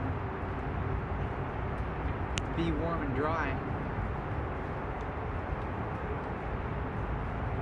Which does maybe consume a little bit more if I'm heating the house. And you know, like the resources involved in maintaining the house.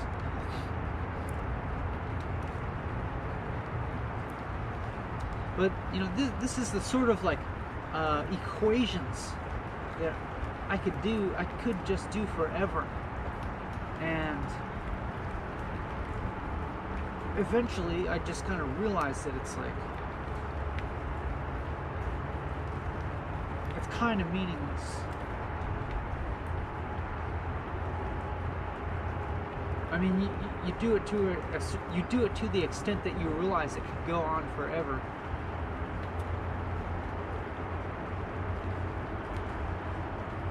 And that all you're really doing is kind of fragmenting reality into a certain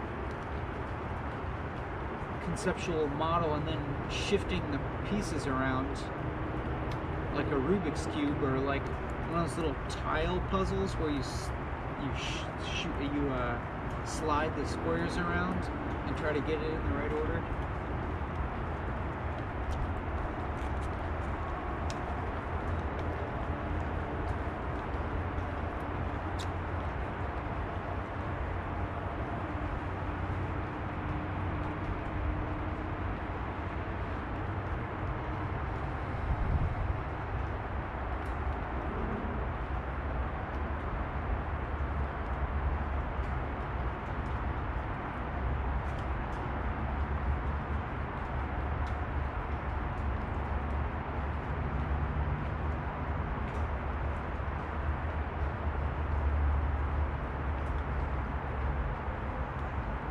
Like here I'm just standing and leaving some long gaps of silence, and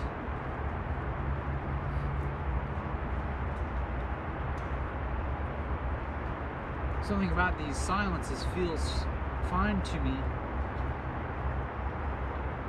as if they're a natural outgrowth of the trajectory of my talking.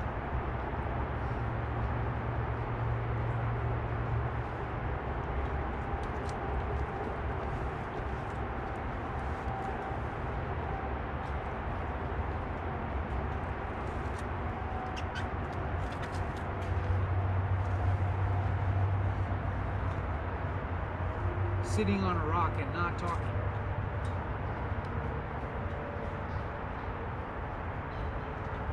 Sitting and squinting.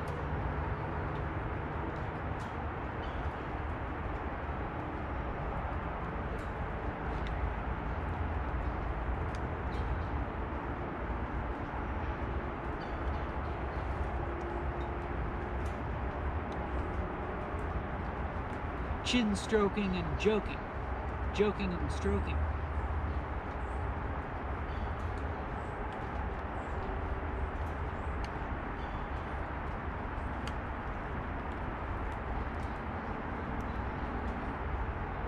Yeah, you kids can have fun with that one.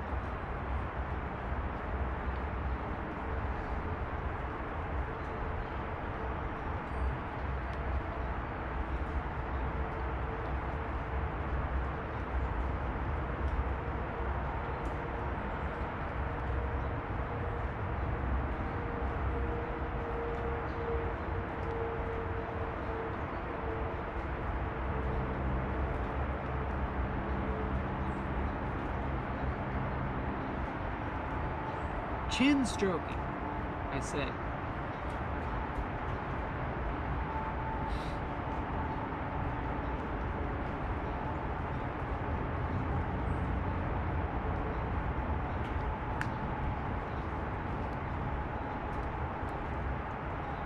I just feel happy sitting here, even if I'm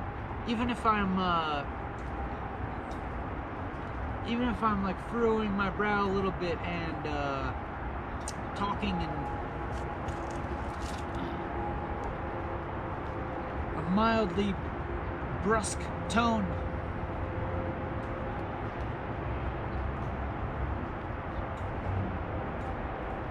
This is fun. I'm having fun. I think this is funny.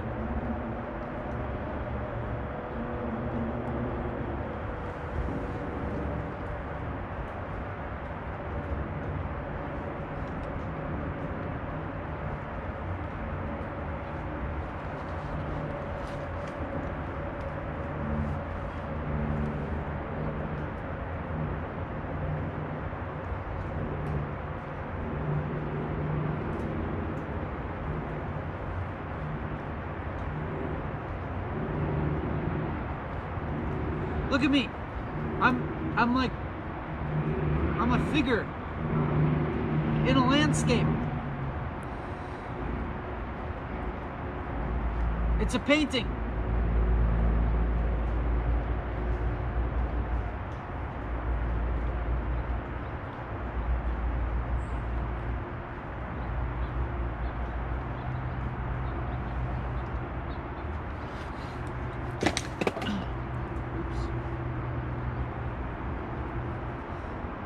This is my contribution to contemporary painting.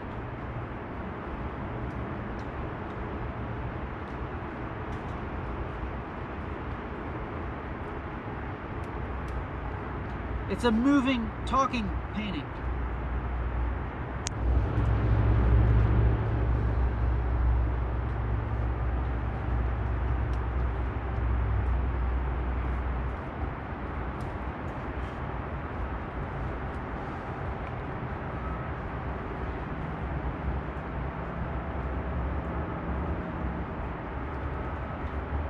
Stretching and kvetching. What is kvetching? I don't even know.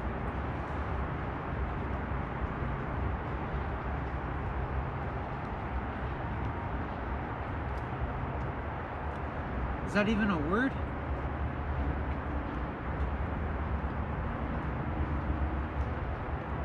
If it is a word, is it a verb?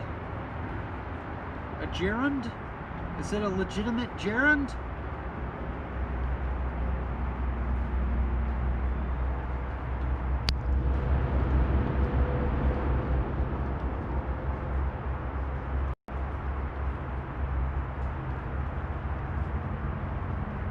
I'm stretching.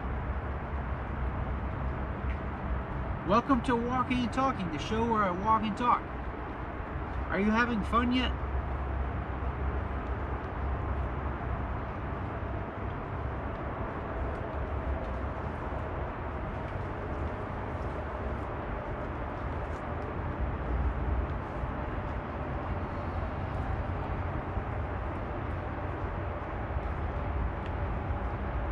You're watching me stretch.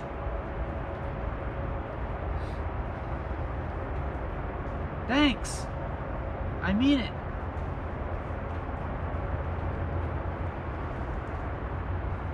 I must be watched in order to feel any meaning in my existence. My quasi-internet fame is all I have.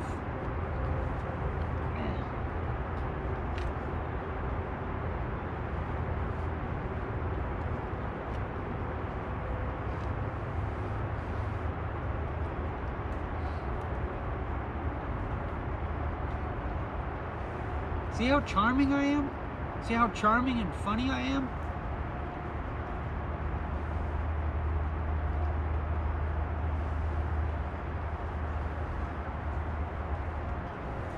Operating on multiple levels of ambiguous irony?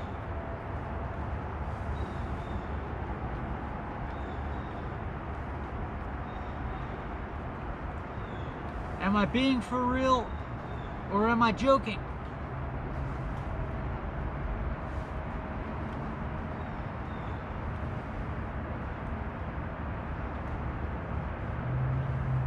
Let me explain everything to you.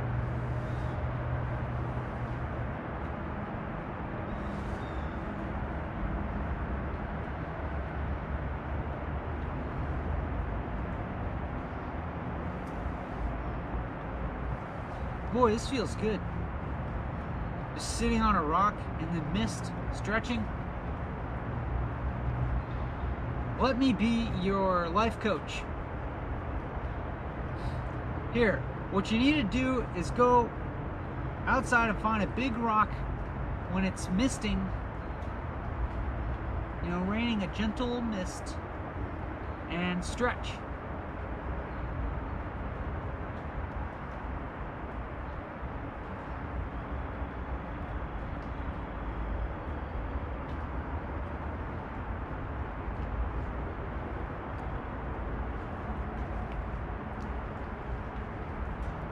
That's exactly what you got to do.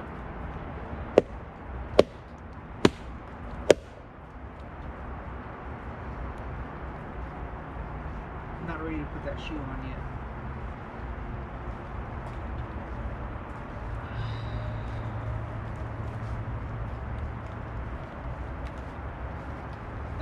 And then do this one. Do this stretch this way, like that, like so. Yeah, feel the burn.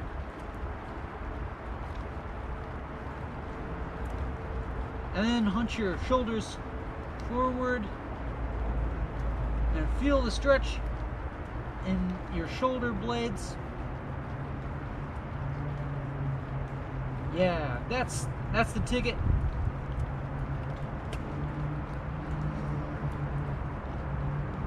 Welcome to Stretching with Ben.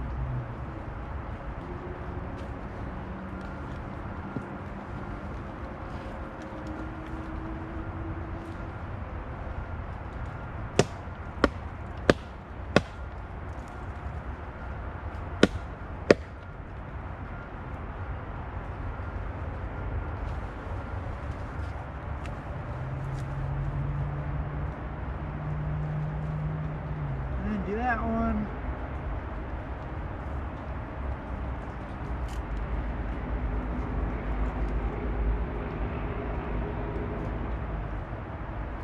Feel the burn.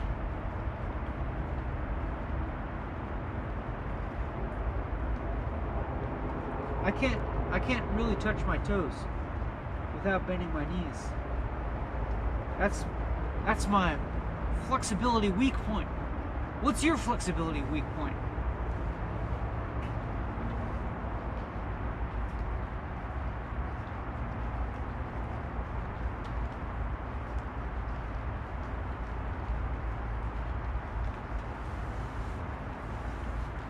And then pound those hamstrings. Is this your hamstring? I don't know. I think.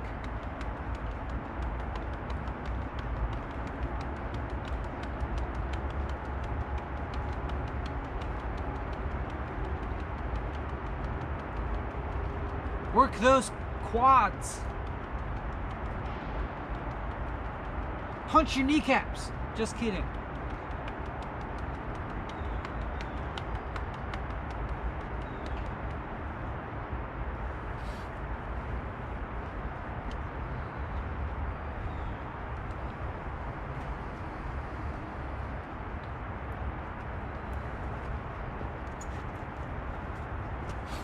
Who's my audience?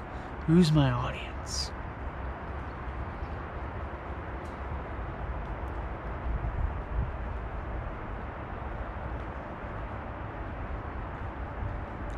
What demographic should I gear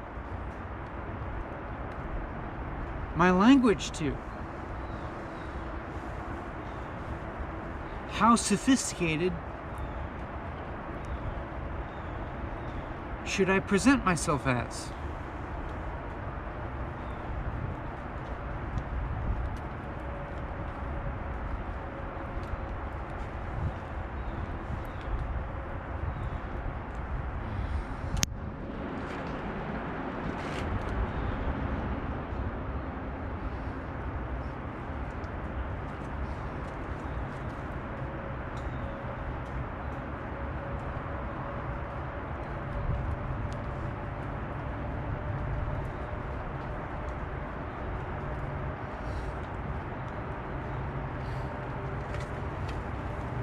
My audience is diverse.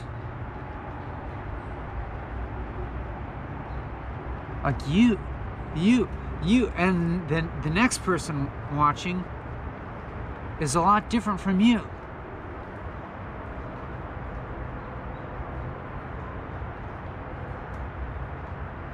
But you understand English.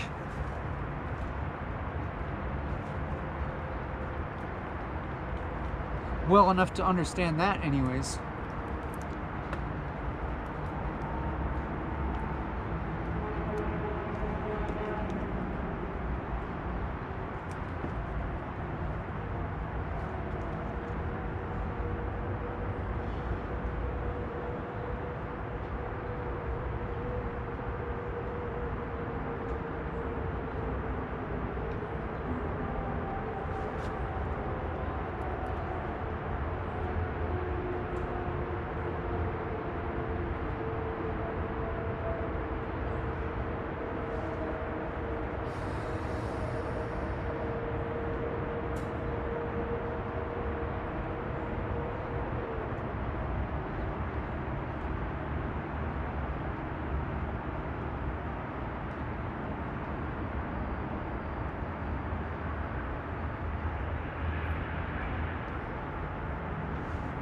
We're just stretching, and we'll start walking back soon. I'll keep talking. It'll be great. It is great. It's already great.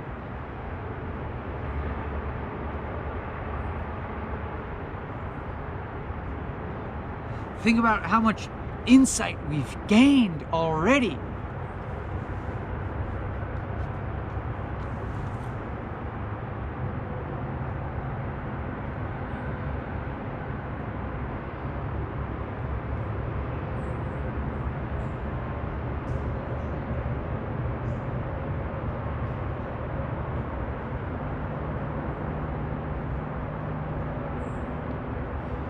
I taught you how relative and illusory the value of money is, and so how donating money to me on Patreon will be an expression of your highest values.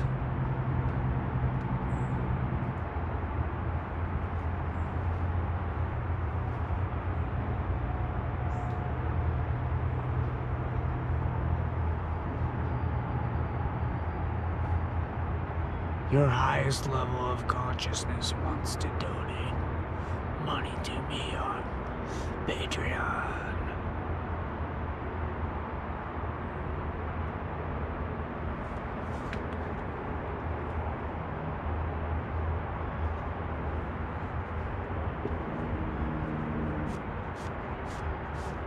I'm half serious.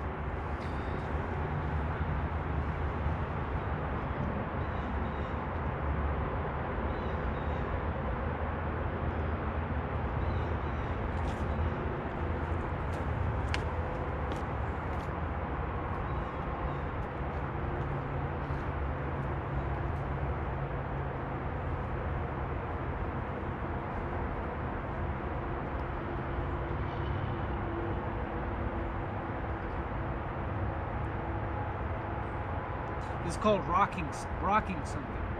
When you put a foot up on something like that. I'm rocking this rock.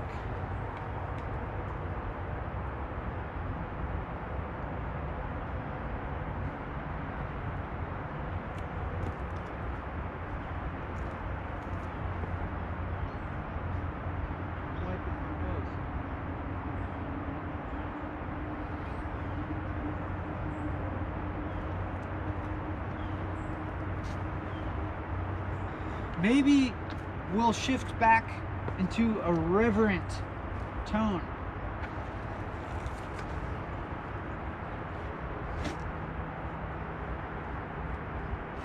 A serious tone.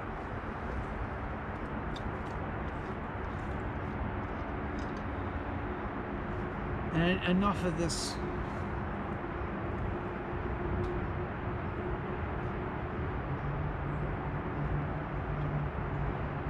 enough of this. What is this?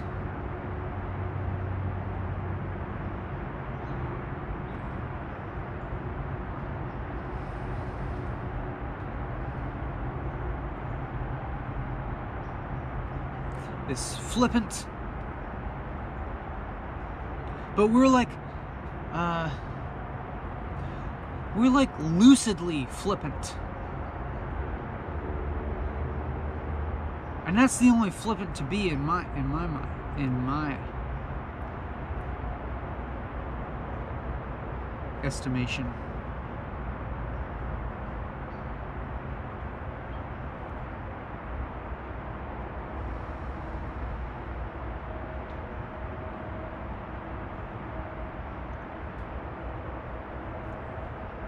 Trudge through the valley of existential muck, and then you'll get into the open field of lucid flippancy,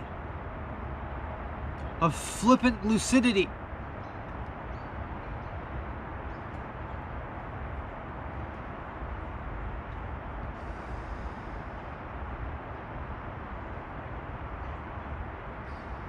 But maybe, maybe we should tame it down a little bit and not indulge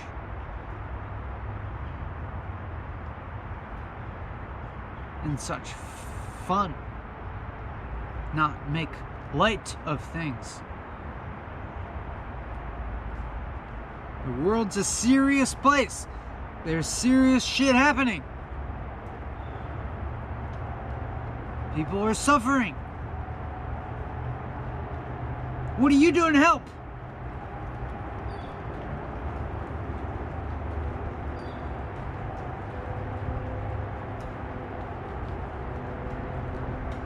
If you're not part of the solution,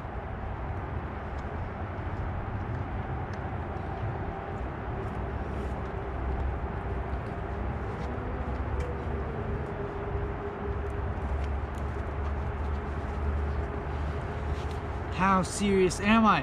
What is seriousness? What is seriousness?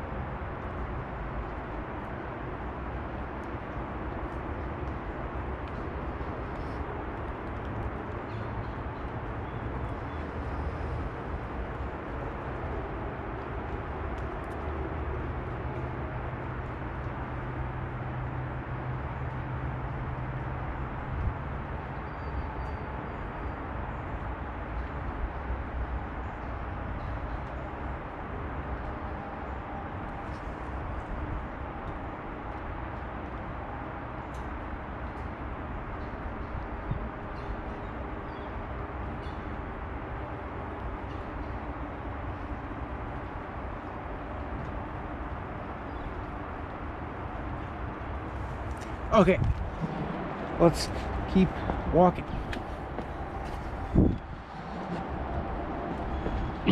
Well, let's have another look at these mushrooms. Some kind of Copernicus, I'm guessing. Don't take any of my mushroom identifications as definitive.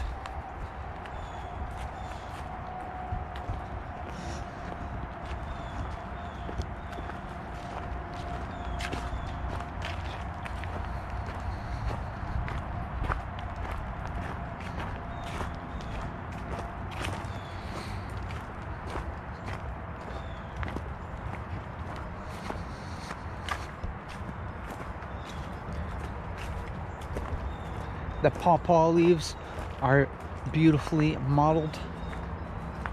Mottled, not modeled.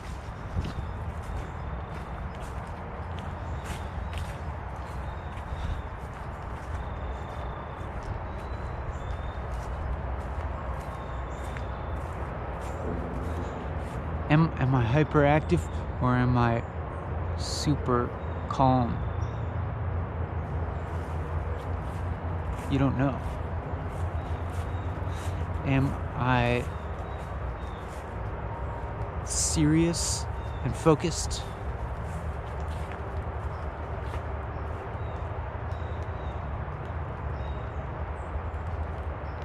Or am I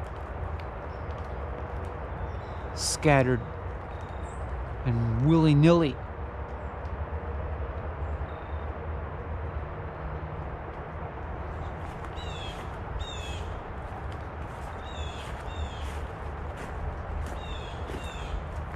What's the difference?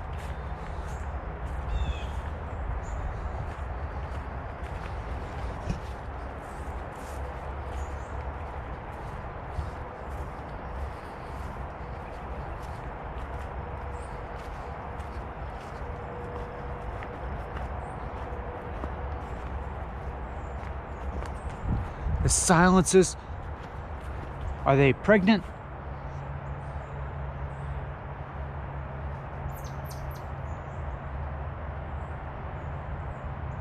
Are you waiting for the next thing that I'm gonna say? Or in the silences, are we just on the ground?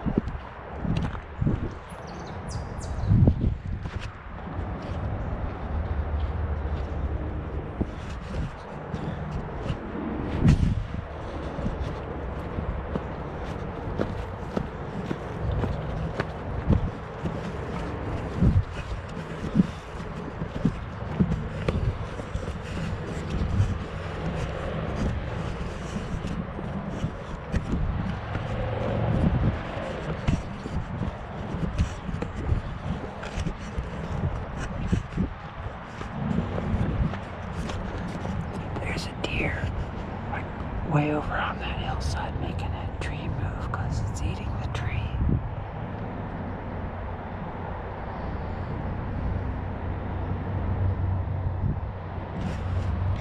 Oh, you know what? Let me restart the video so that in case there's a glitch, we don't lose all this precious material, pure gold.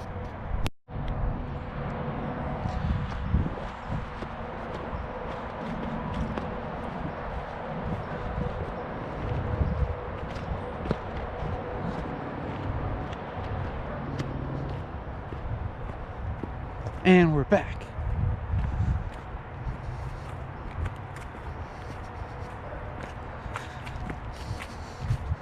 See, what if I get too flippant and then I just get stupid in a non-lucid way? It would suck if I got non-lucidly flippant. Like lazily flippant, or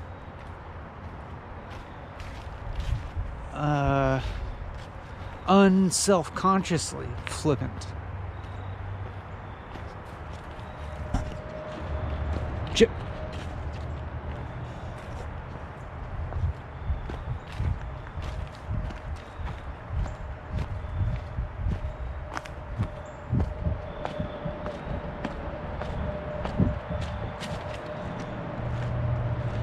And I feel like this could be over. I feel like it's already been a good episode.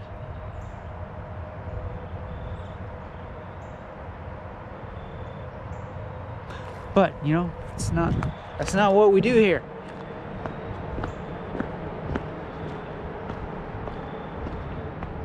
We don't just end the episode whenever we darn feel like it. We stick to the program. 4 hours.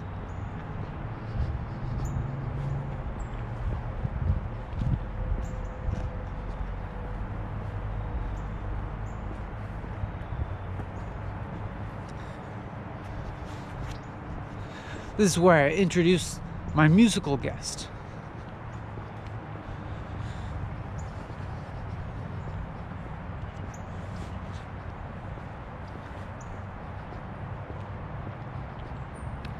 Or this is where I interview a celebrity.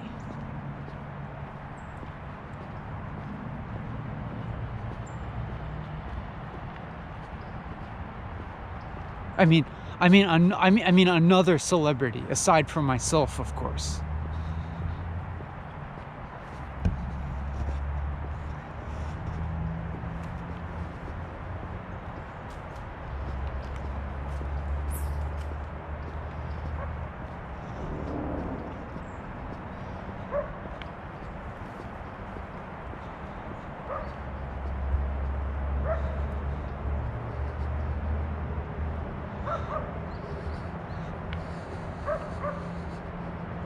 Yeah, like part of me wants to calm down and resume a continuous, sincere flow of speech.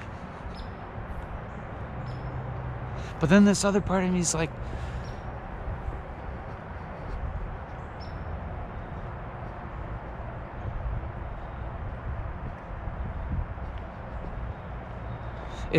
what is seriousness?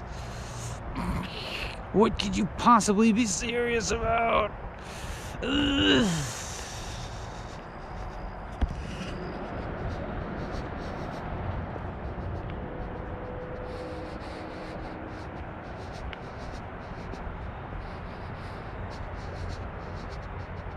But then another part of me is like, things are serious.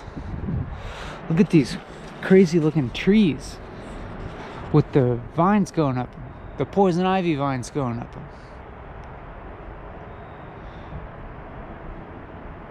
They have these bulges in the trunks. These trunks are bulging.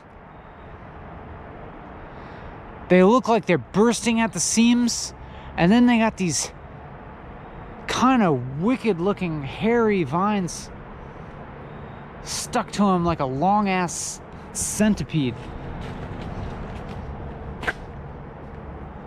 It wigs me out. I don't envy those trees.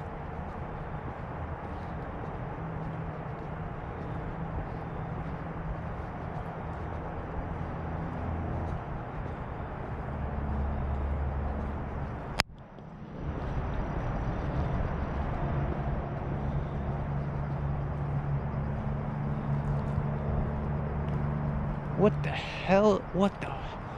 Oh shit! Look at these.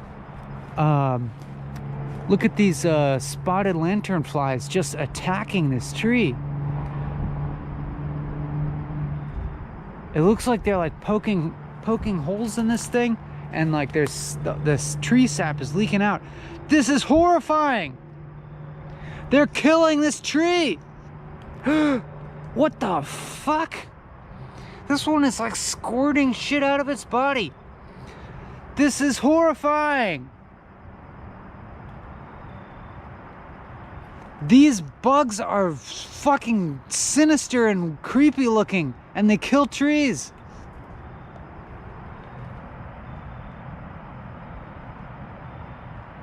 Ah! Oh!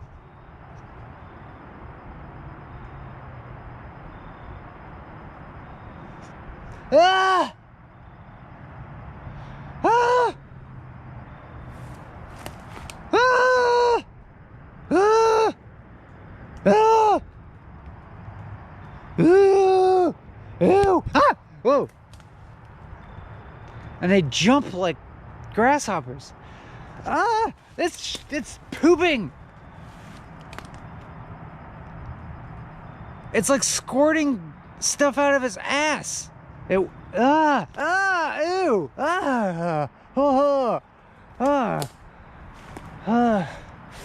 yeah. Oh my God, they're all over that tree.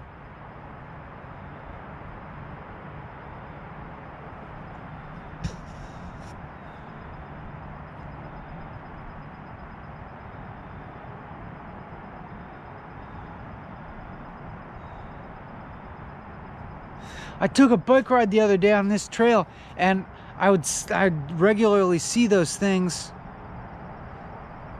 walking on the trail, and I know that you're supposed to kill them if you see them. Like there's like hundreds on that tree. Like, do I want to just like squish a bunch of giant bugs right now?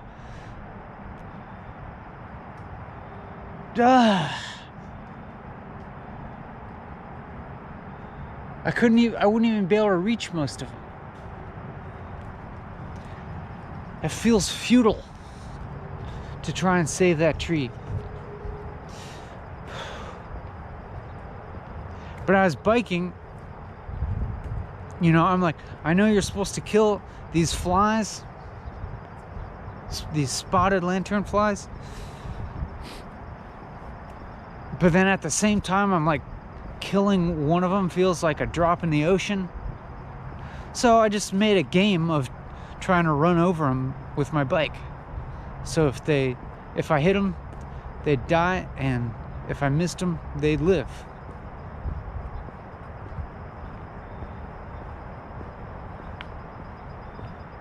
I was playing games with the life and death of another creature. What do you think about that?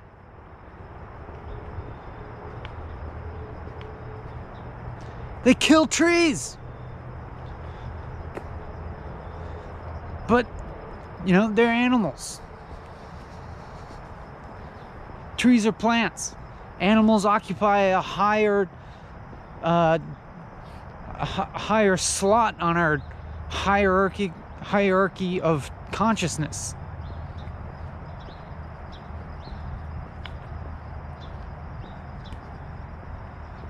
But they're smaller than a tree. And they're more sinister looking than a tree because they have red eyes.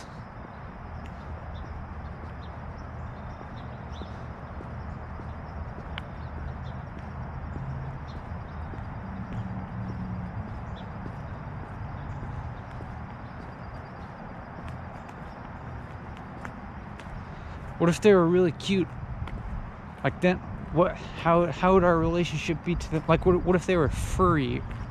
Or like, well, I don't know if any insect is honestly cute enough that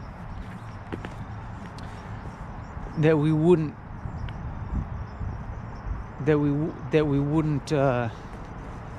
want to kill it if it were blighting trees. Like ladybugs, yeah, we'd still kill ladybugs if they were blighting trees. It's probably the cutest bug.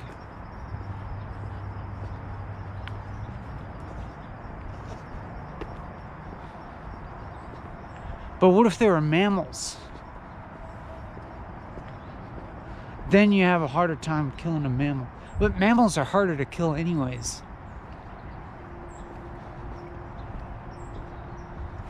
Like that chipmunk. I couldn't catch that thing. Or those squirrels. Can't just walk up to them and step on them.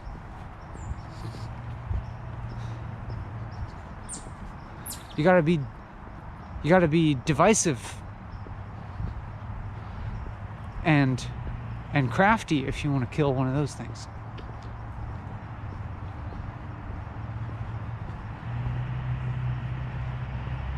Or use technology.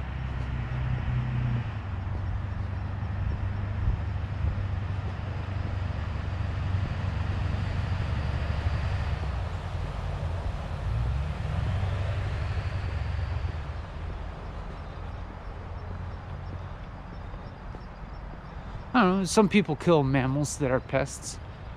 We catch mice and kill them. And some people don't. Some people catch them in live traps and then release them.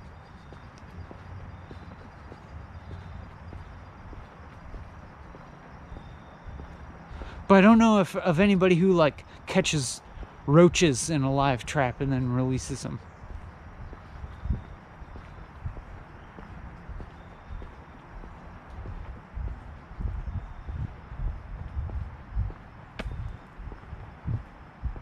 Like, what do you do if you're ideologically vegan and you have a roach infestation?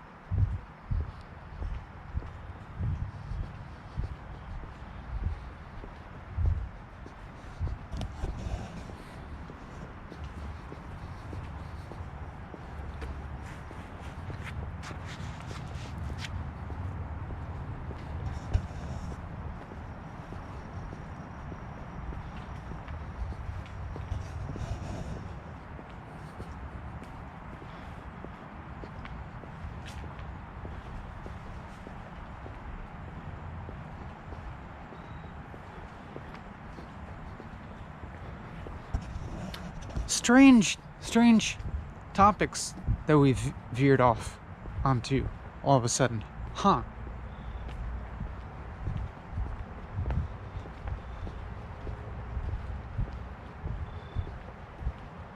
But now I know how these spotted lanternflies operate. And it's kind of terrifying.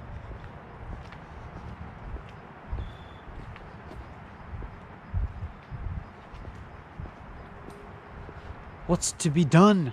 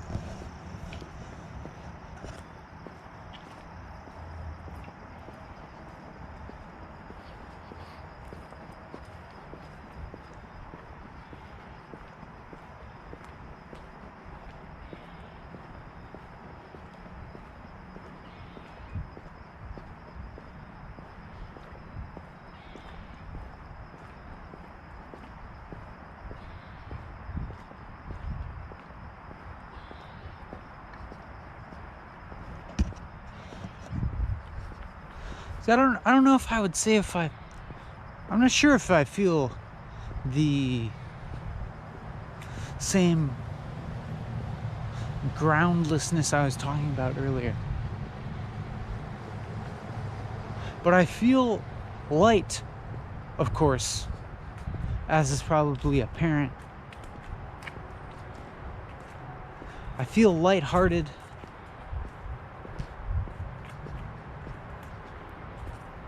And then just now, I'm like, why why am I just walking here and talking about how I feel? Like, just all of a sudden again, like, this whole situation of what I'm doing appeared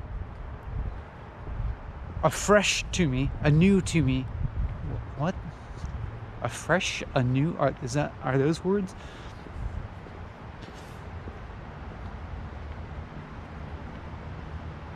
As if I just now, like, realized the ridiculousness of what I'm doing anew.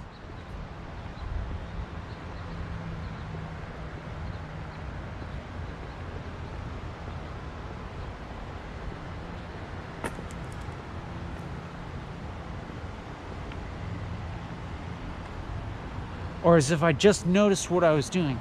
As if I didn't realize that I was walking, talking, and I was like, what? Whoa. You mean I'm walking and just talking to a camera and, like, just saying what my experience is? Weird.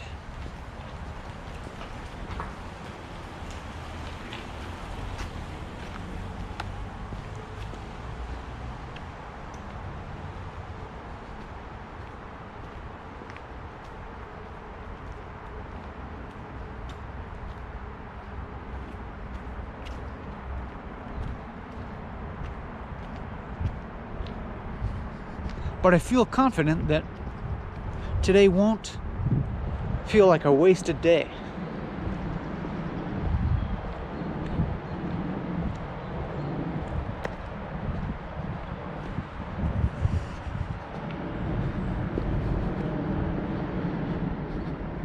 I think that I feel happy about some of the stuff that I said, especially in the early part of the video. It seemed coherent. It seemed to have a good degree of continuity.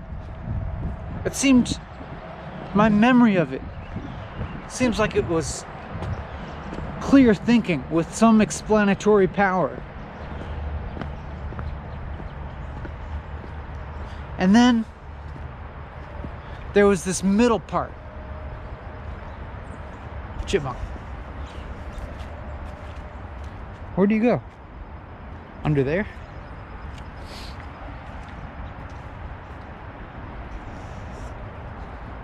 That just transferred from that serious and authentic tone to one that was, like, very funny to me on multiple levels.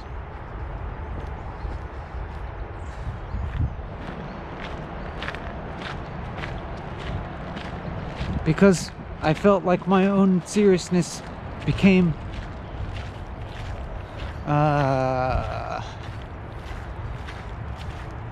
ungrounded, or like had the rug pulled out from its feet, and then I was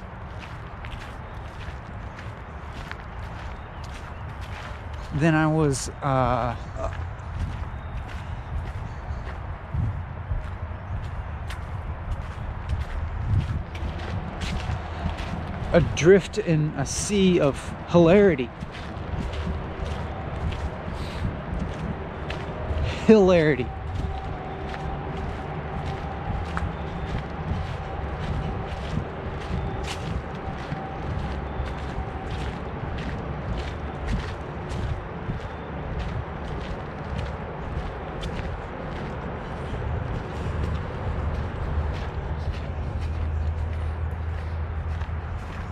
And what's going on now, I'm not at the perspective where I can ascribe a general tone or characteristic to the way that I'm speaking now, or the way I'm relating to you and to reality. Ooh. I think these are honey mushrooms. Are they? They're big. kind of big for honey mushroom. They might be though. I think that's my guess anyways. Yeah, that's my guess.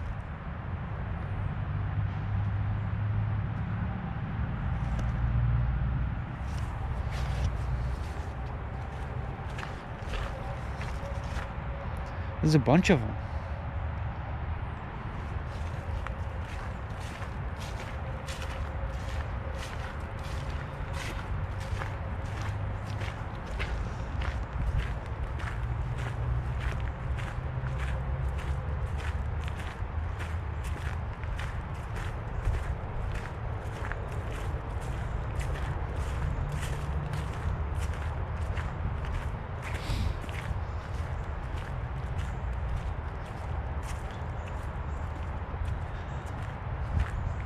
Like now it seems I'm responding more to my external environment. But also the thing is, before what I was talking about was seemed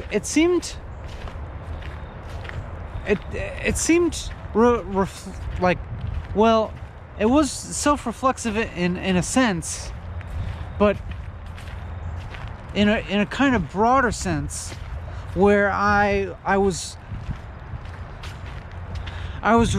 talking in more general terms about things like money and value, and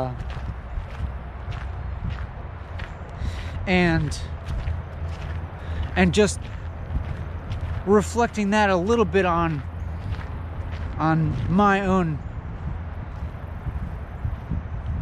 relationship to the economy and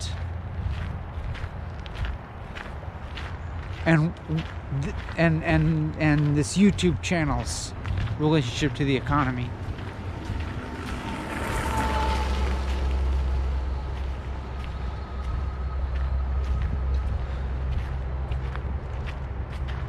And now it wasn't so much like reflecting on the act of talking itself. It wasn't doing this thing that I do so often of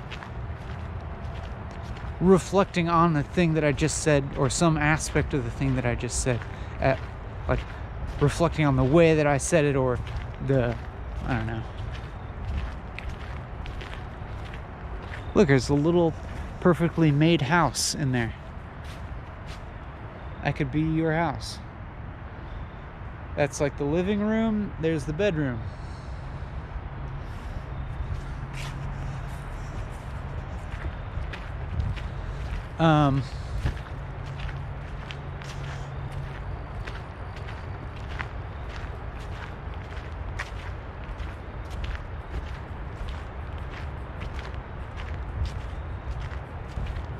Like before, it seemed to have a certain kind of content that is like relatable or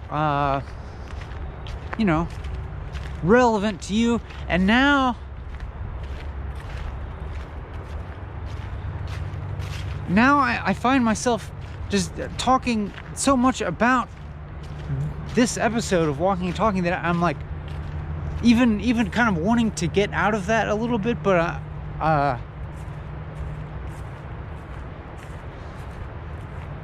even as I continue, like the things that I say are just like continuously like reflecting on the last thing that I said, and it doesn't escape this. It's not escaping this cycle, this self-referential cycle.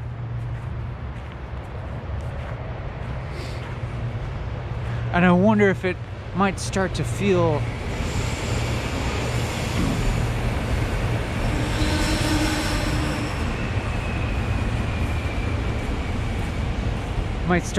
like claustrophobic in a certain sense, or cut off or something, or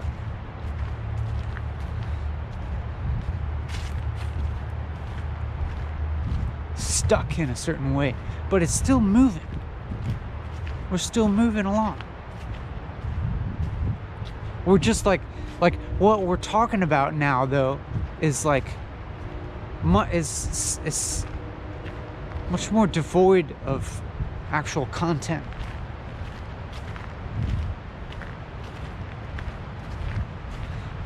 And we just gotta be we gotta be okay with that. I think it'll make sense in the end.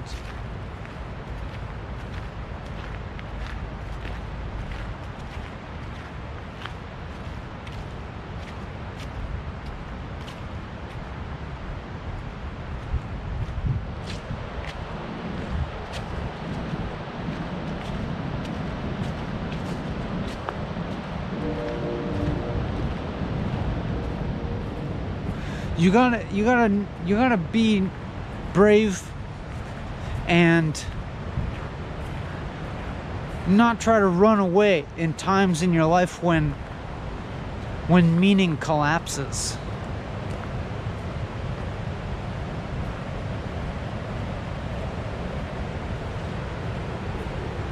But just, stay strong and don't be afraid to look into that void of meaning.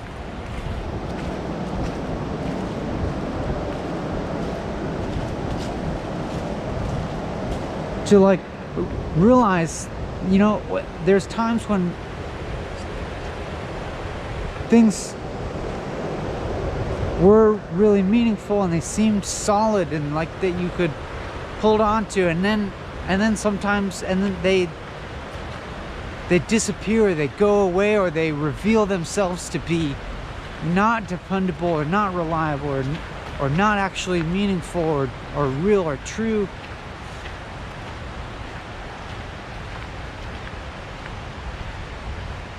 And so you just gotta be strong enough and like keep looking at the truth.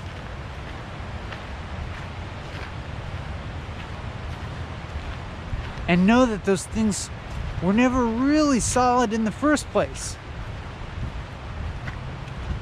But that's okay.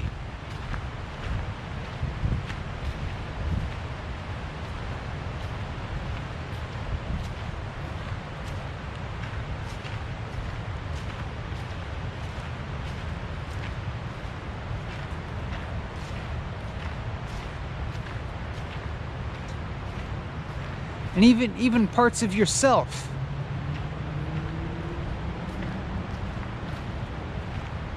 that you thought were solid and real and true might turn out not to be. And that's totally fine. And you can let go of those things.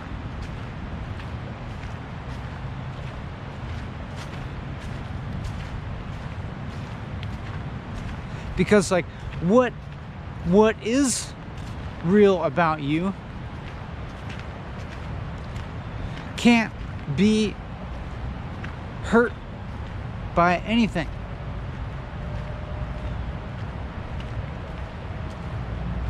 What is really, what is fundamental about you, no person or event or anything can take it away.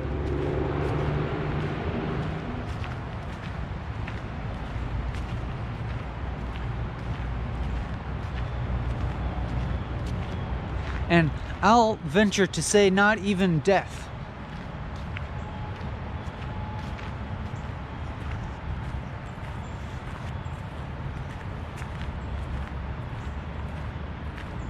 But that's like a really hard one, because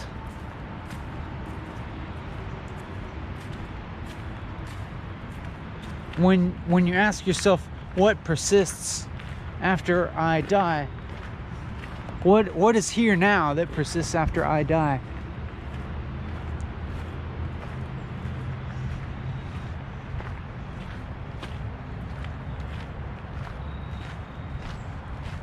That's not something that's easy to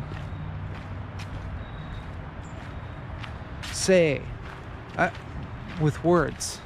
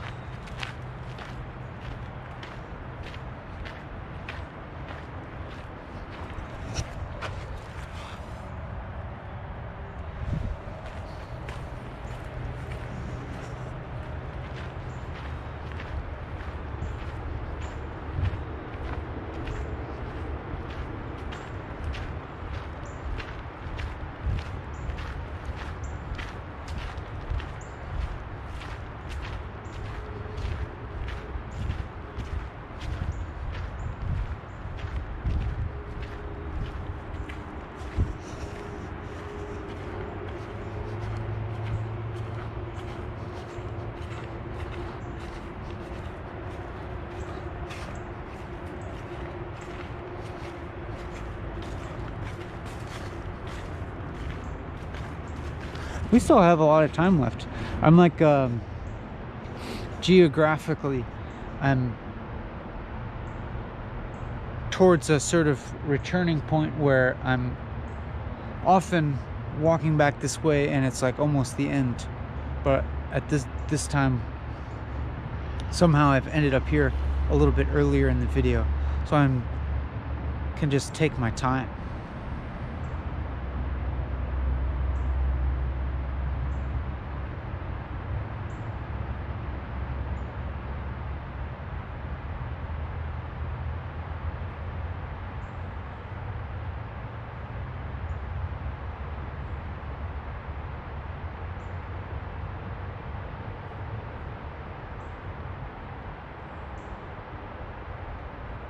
This video is like reverse of the norm because,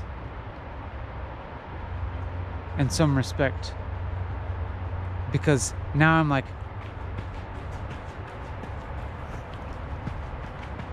feel less of a flow of talking, I guess, and feel more of a noticing myself thinking and without speaking those thoughts, and more of like auditioning those thoughts for speech. Whereas usually I start out that way and then get freer and clearer. But this one I was like really like clear thinking towards the beginning, and then got into like this very whimsical and flippant and funny tone, and now I'm like more distracted, I think. Yeah. Or something. Or maybe, maybe it's because I'm comparing my current state of mind to my memory of the preceding ones.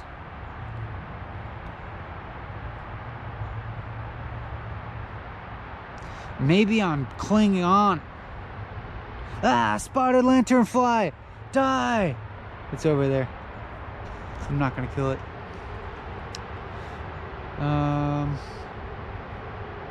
Maybe I'm clinging on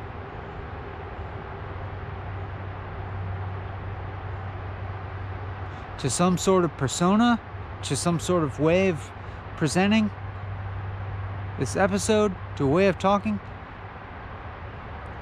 Boy, those flies.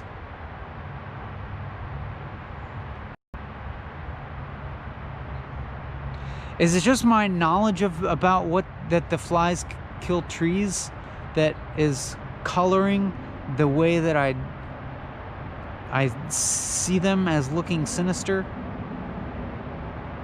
If I knew that they were actually beneficial, would it influence me to see them as more beautiful?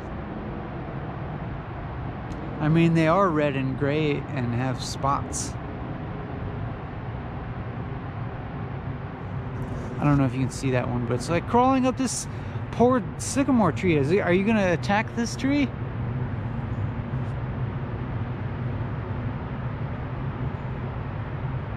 That's the only one I see on there.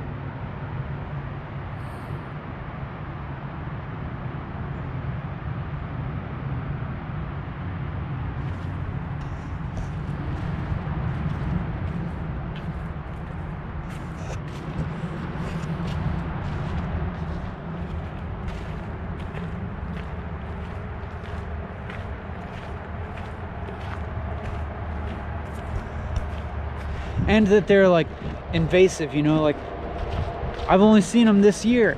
This is the first year I've seen them here. And I see a ton of them now. All of a sudden.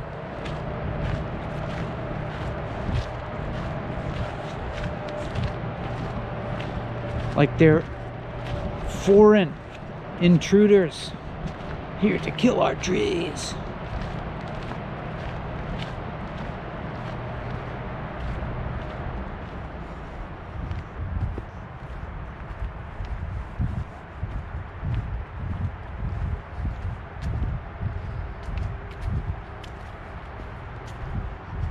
My thoughts are jumping from here to there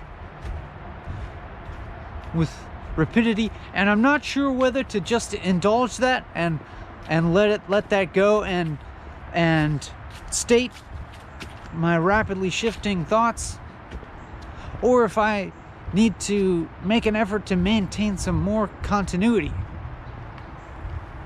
I think it's fun to rapidly shift thoughts sometimes, you know? It can be fun to just like say something that's totally non sequitur just because it's what's in your mind.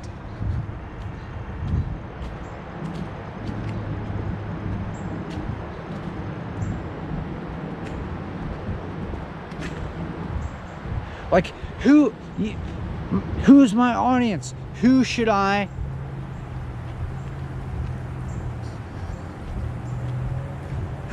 gear my vocabulary towards? 9-year-olds? 20-something art students?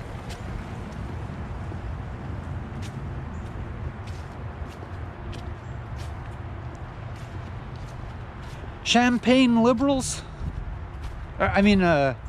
Champagne socialists?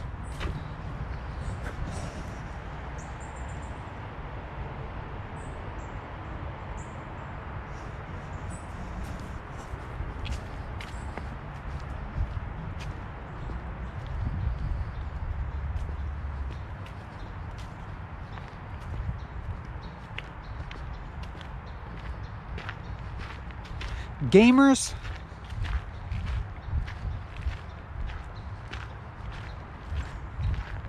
Buddhists?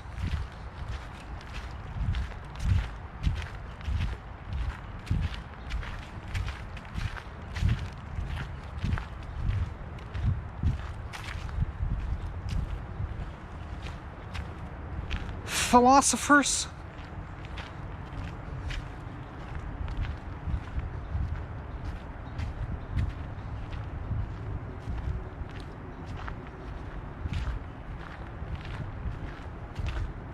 Rappers?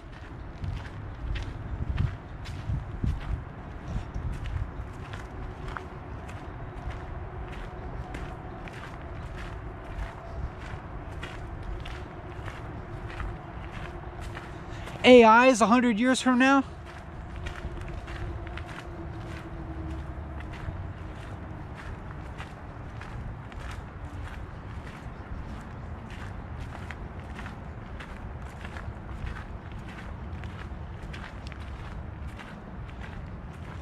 A distant future unified consciousness that can read and instantly comprehend all of the internet, that whose consciousness is one with the internet.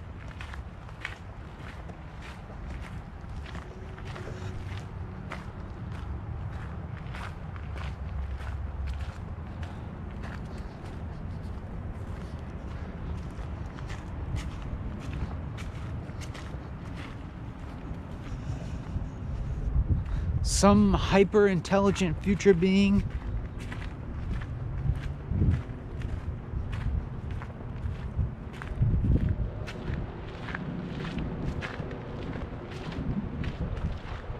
or 12-year-olds. Hyper intelligent future 12-year-olds.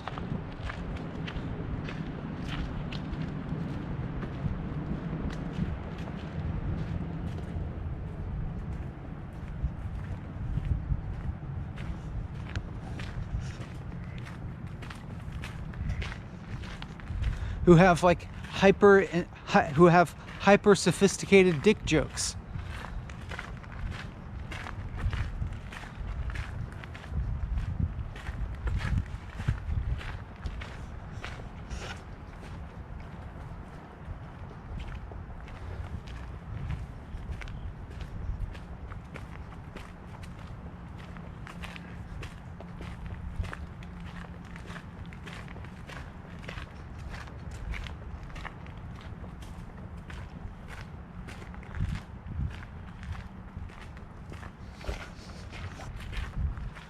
I'll just gear my vocabulary towards you. How about that?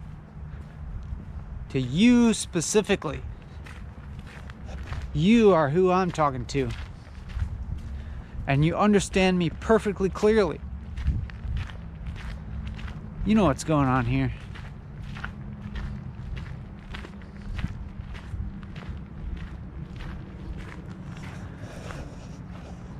There's one little turtle on that log.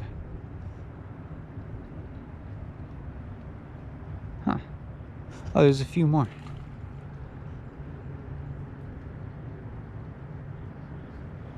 I guess, are they starting to go into hibernation now?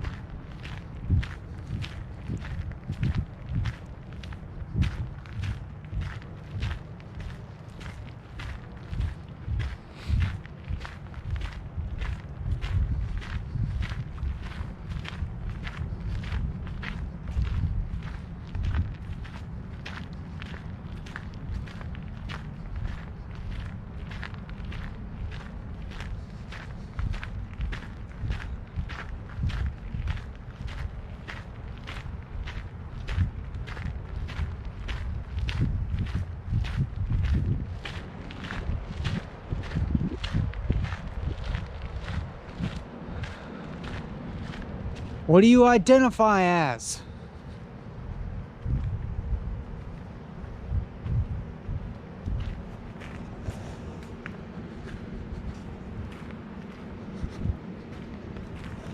What makes your identity?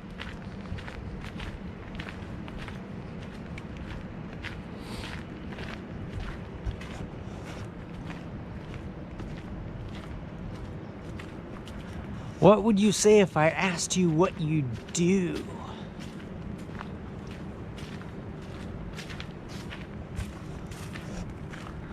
So what do you do exactly? How are you contributing to the world?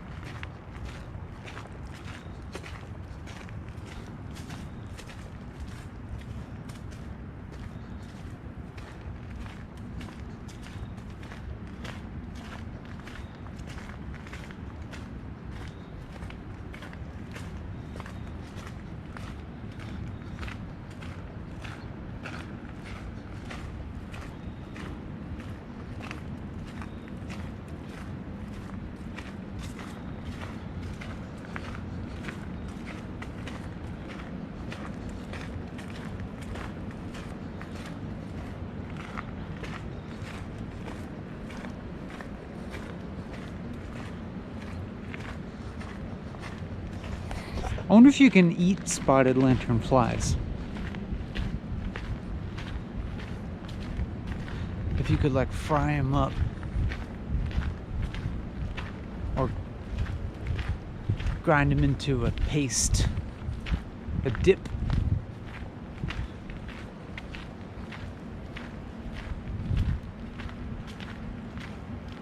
I hear they like sweet tree sap. Do you think they're sweet to eat?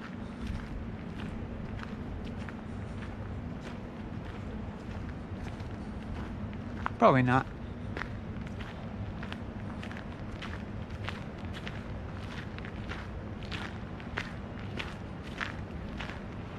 But what if you could like just toast up a whole frying pan full?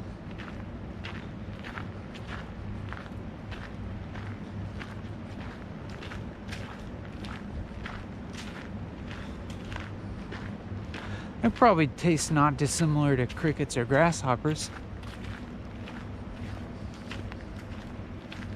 Who knows? They look kind of weird though, you know? They got those bright red eyes.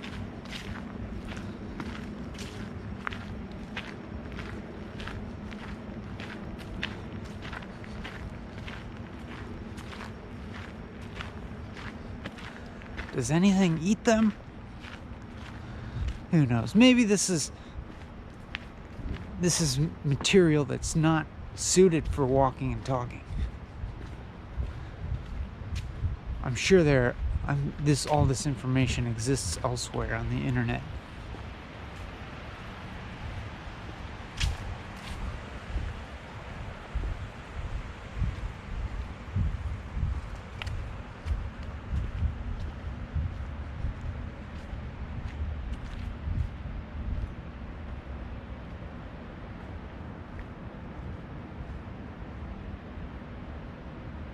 Feels pretty quiet here. Except there's some kind of HVAC faint roar, and then some pouring water over there.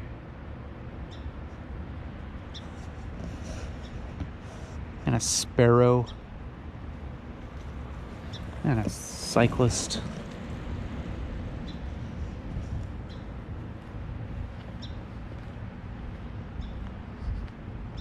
What's the point of me telling you this?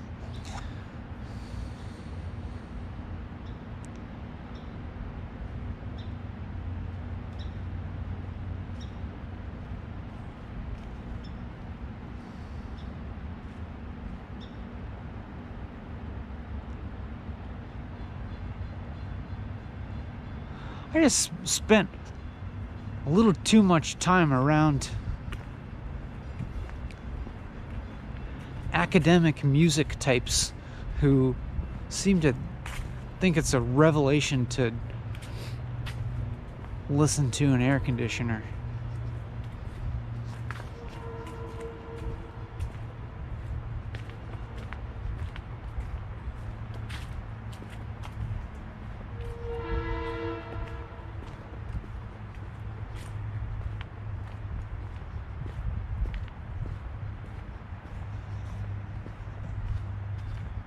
Or it's a revolution to like listen to the sounds in your environment and appreciate them. It's like, no shit.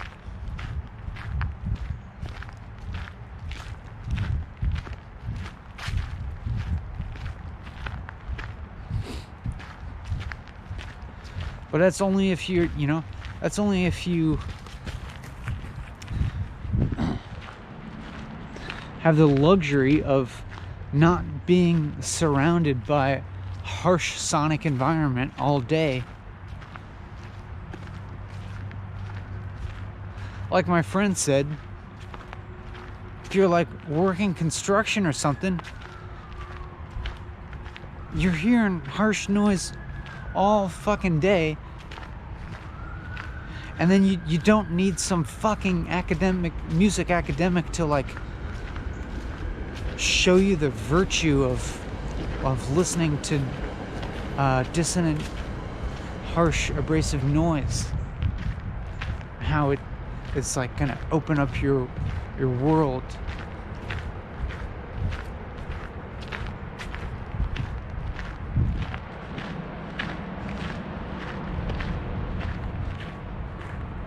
You don't need somebody to tell you that like listening to pleasurable music is bad for you.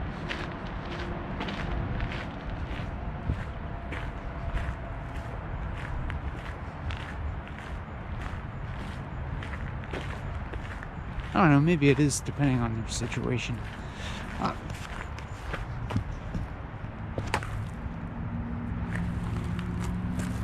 What's with this episode, huh?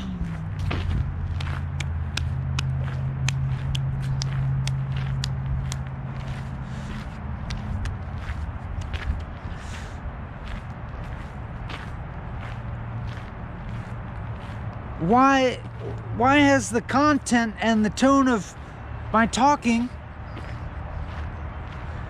become so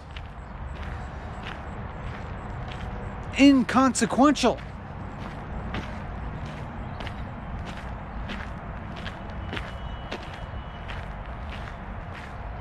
I'm just like passively griping about stuff that doesn't matter whatsoever.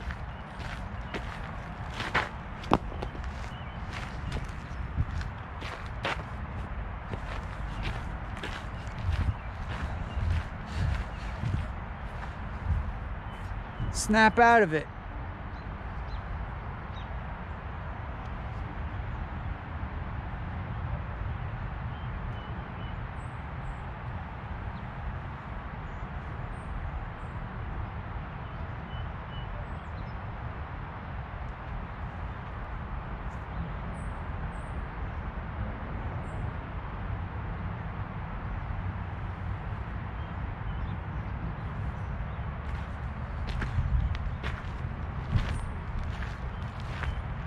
We're only talking about ultra heady,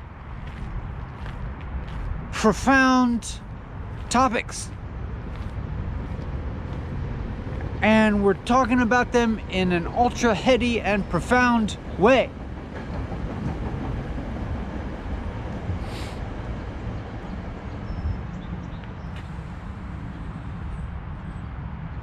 No griping. No esoteric baloney.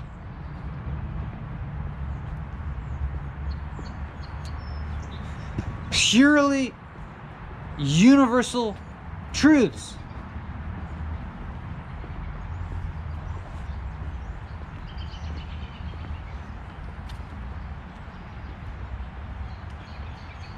Universal and exotic truths that are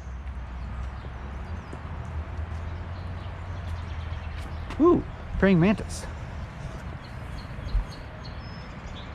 Sup, dog? Ah, yeah.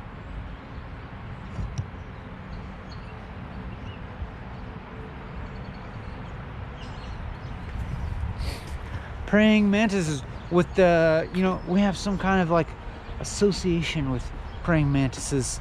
I feel like as if they remind us of the meditative repose,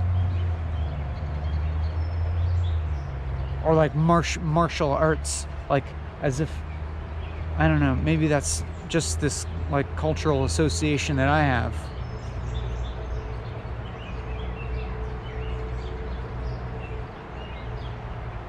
That a praying mantis is supposed to be a martial arts master that we can learn from.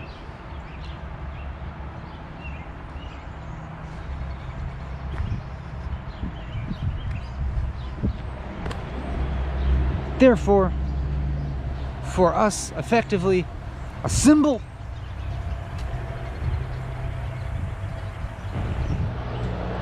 of a noble and pious and, Eastern flavored orientation towards life.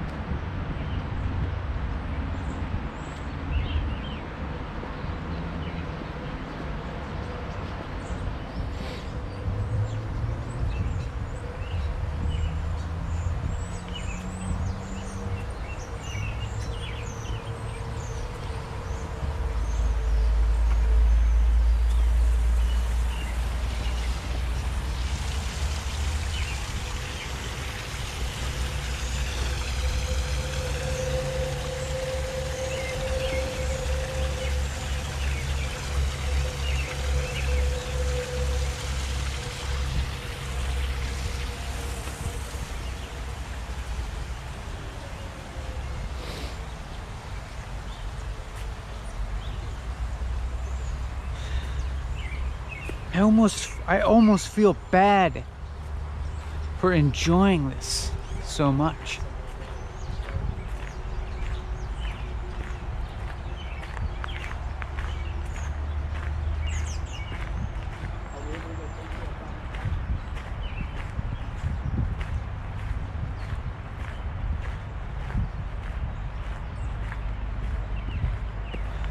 Could you be enjoying this as much as I am?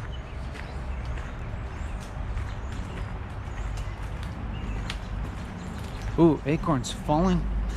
I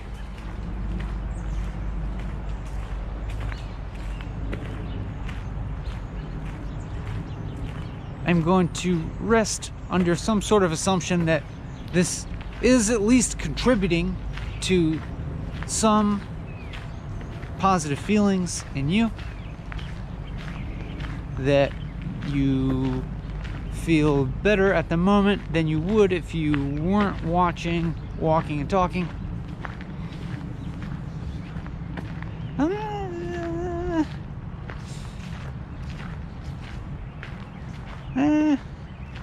I mean, that's a strange proposition, right? Because, like, if you weren't watching, walking, and talking, then we're positing an alternate universe in which you're doing something else or you're watching something else. And there's infinite possibilities in that realm. And so it's like, you know, who knows what? Who knows who you could be?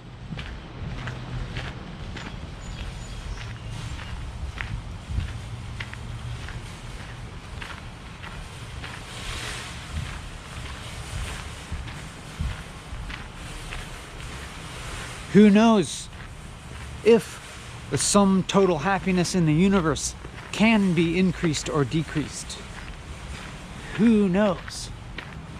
Will there be some consciousness in the future that understands this and can be like, yep, we can increase the total happiness and decrease the total suffering?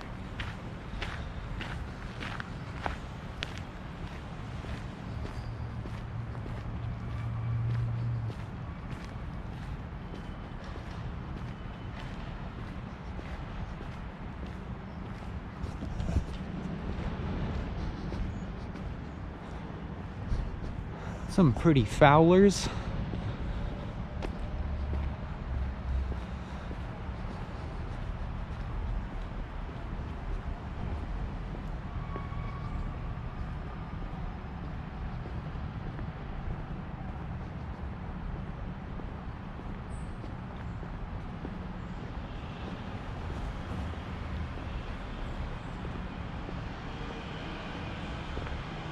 But yeah, it's like, I guess I feel distracted in that, like,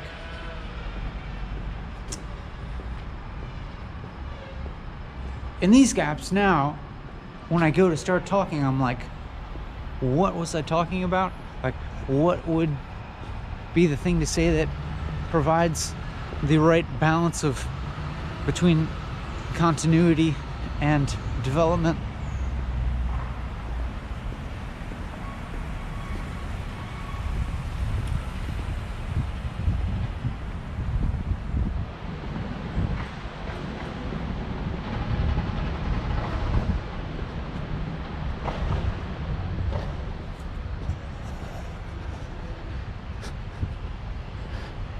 All right, let's make some more of these.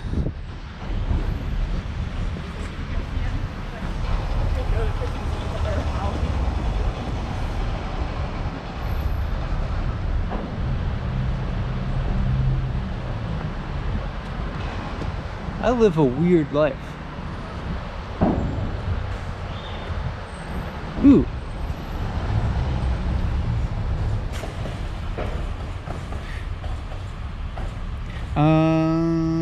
These look to me like one of the edible viburnums. Confident enough to give it a try.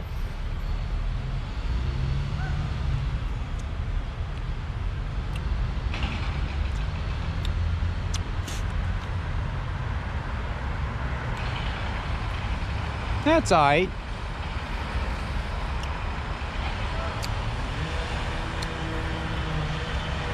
It might get sweeter later.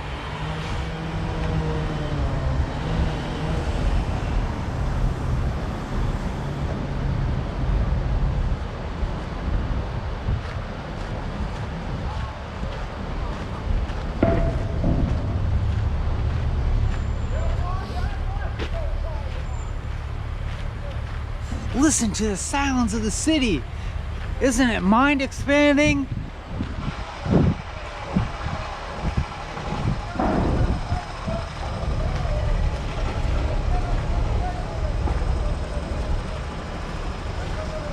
Let me just contrive a way that I can take credit as a composer to present you the freaking sounds that you would already hear anyways.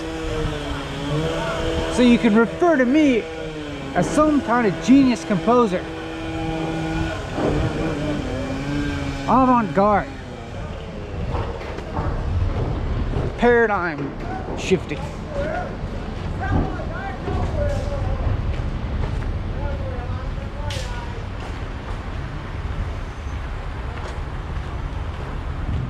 I don't know what that guy was saying, but it sounded like he was speaking in Swedish or something.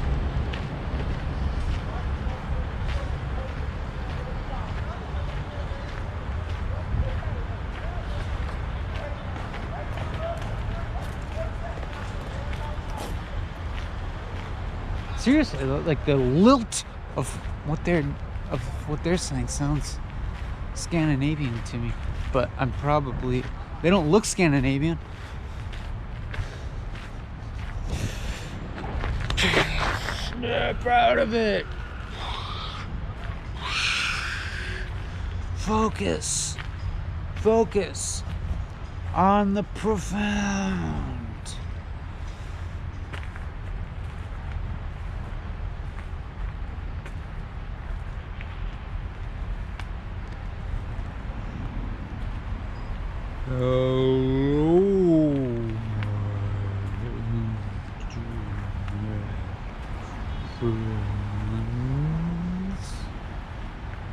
Welcome to Walking. I'm so dumb. I'm so falsely modest and performatively self-deprecating. Ew!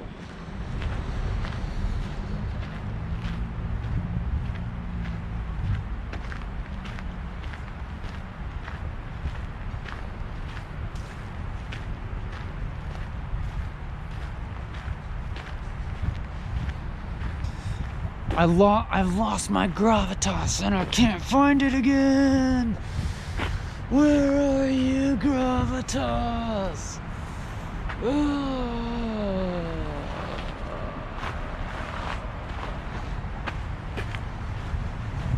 Now I'm dizzy. Whoa.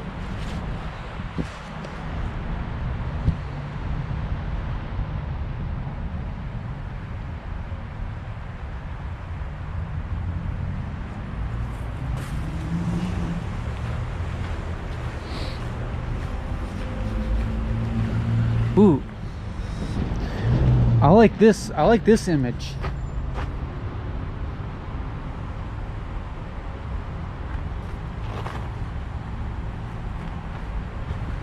Sometimes buffed graffiti can look really nice. Yeah, I could stare at this for a long time.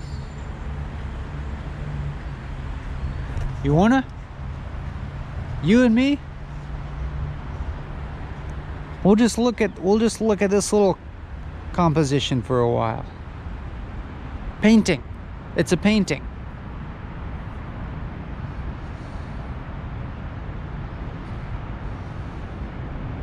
I couldn't paint anything that good.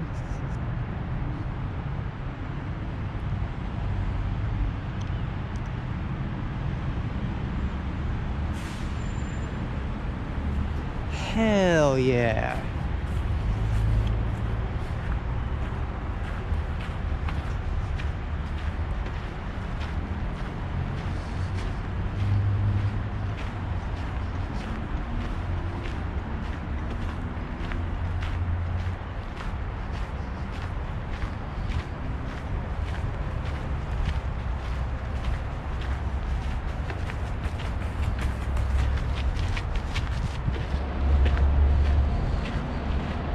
I was just excitedly looking forward to the end of this episode of Walking and Talking. I was excitedly preparing what I'm gonna say at the end before I turn the camera off, even though we still have like 23 minutes or so. I can't wait. It's that time of day. It's like people getting off of work time of day, which makes me feel excited to get off of work.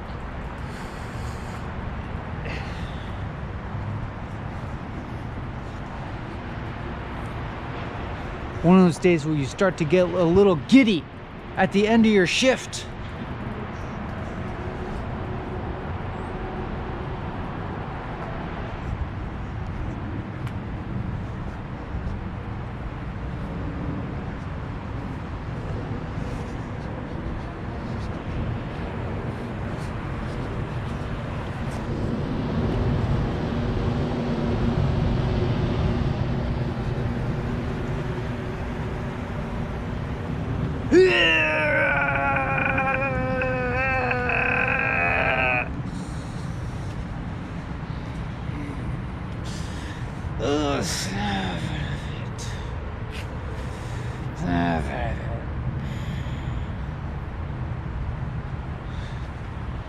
Alright. IRL people look normal.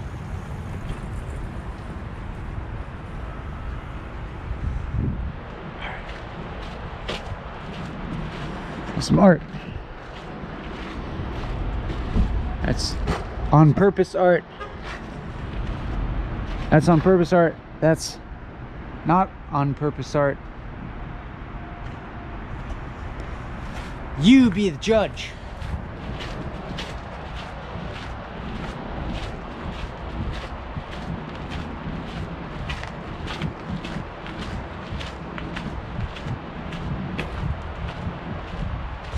More IRL people. Okay, look normal. Look normal.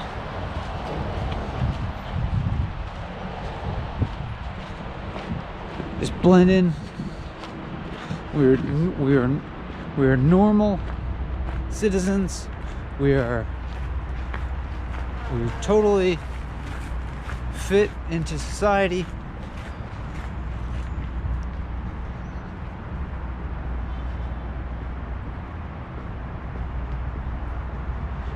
I accept the same value systems as everybody else.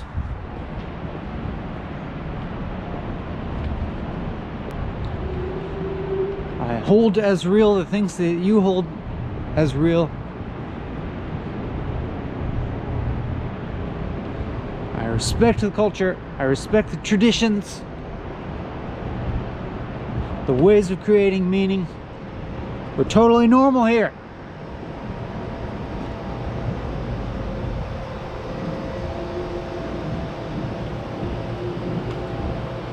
You and me, we're totally normal. I'm a YouTube creator. This is a verified profession. I'm a professional. And you are watching YouTube. You are recreating. You're recreating. This is recreation. Entertainment. Entertainment. Philosophy. Spirituality. This is a nice one too. Yeah. Let's, oh yeah.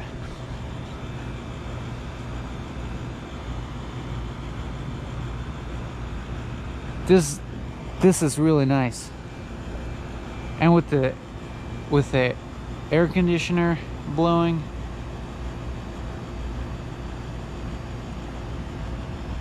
I could not make something better myself. And look at this. Look at this one. Beautiful. Brilliant. Brilliant. Okay, and now here we got the on purpose art. That's the on purpose art. Once again, you are the art critic. Bam.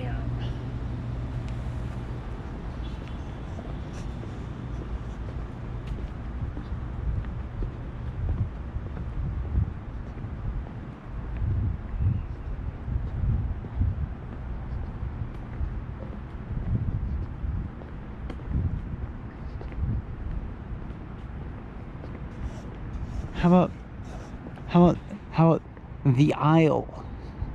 Welcome home. Welcome home. This could be your home. Welcome home. So homey. Look at those people. They live there. See? They're just on the patio.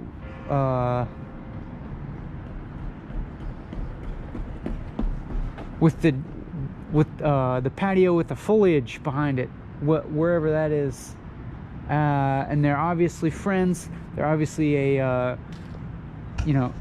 racially diverse group of friends, just enjoying conviviality. That's what the aisle is all about. It's not just a metal box, gray metal box that you pay a fuck ton of money to. It's the literal embodiment of conviviality and diversity. All that is good in life. Welcome home.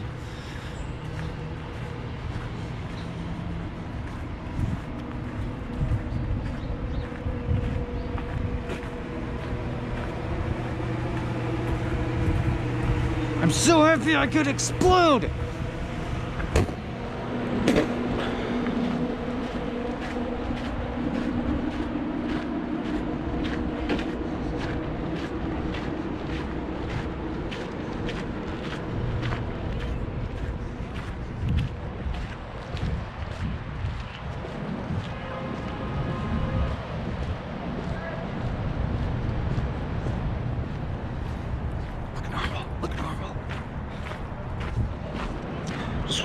Just walk normal. Walk normal.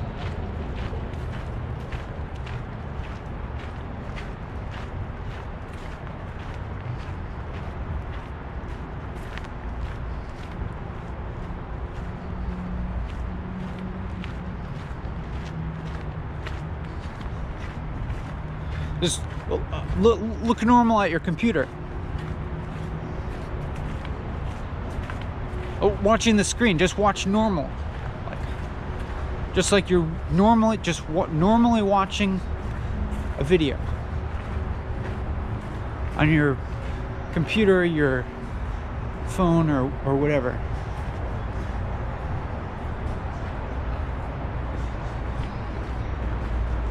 And I'll walk normally, and I'll just be like a normal person making a YouTube video. Okay.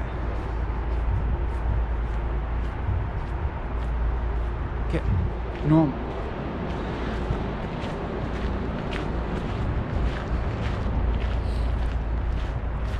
Welcome to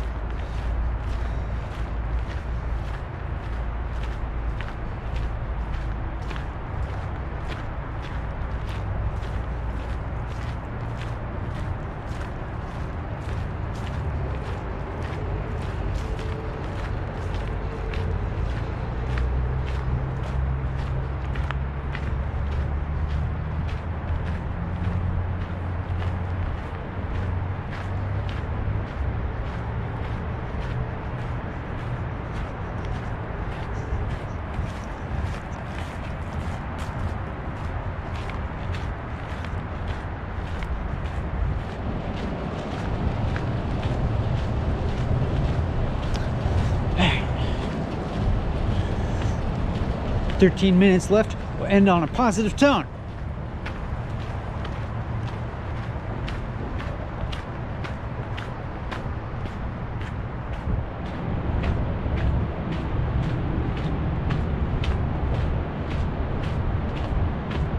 You can do it.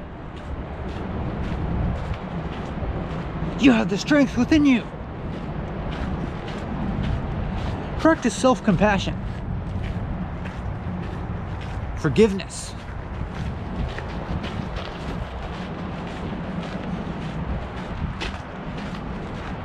You're your own best friend. Be your own therapist.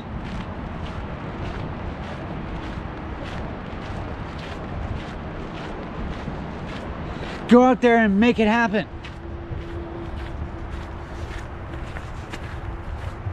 Go for your dreams.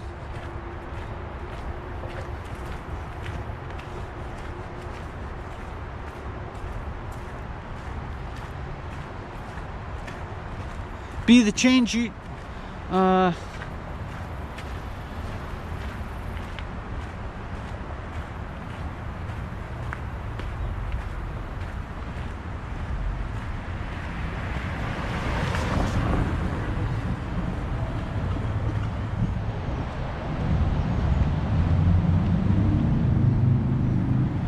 Whoa, look at where we are. Where is this place? Whoa. Whoa.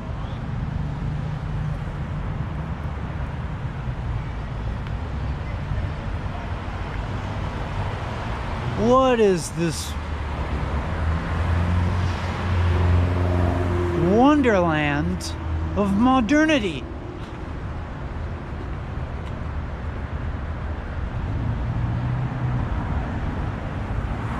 Wow.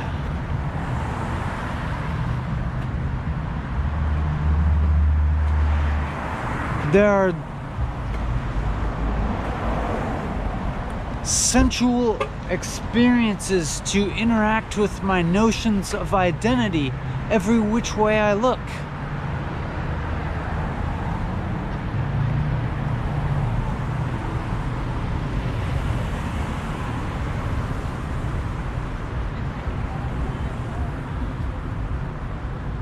I could go to Kraft. I could have some bites and brews. I could go to Salon L and do whatever they do there. Roast coffee. I could have some roasted coffee.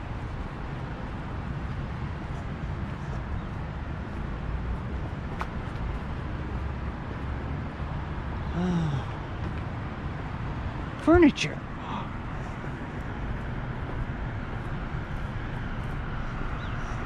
Huh. I could curate my domestic situation to suit my tastes and express my identity.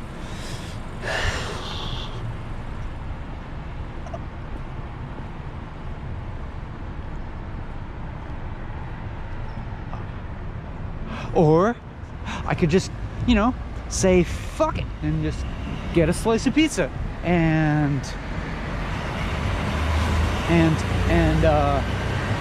accentuate my identification with the more humble classes of people who eat pizza. Just regular old pizza. Hey, give me a slice of pizza. I'm just like a normal guy. I have an affinity with the working class.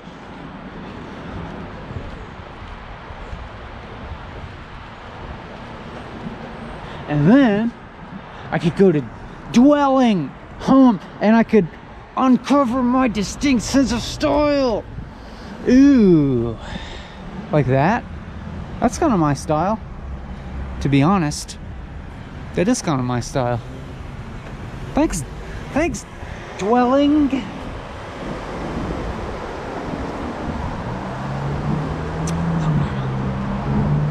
Or look, not too normal, not totally normal, but like with a little bit of alt in you.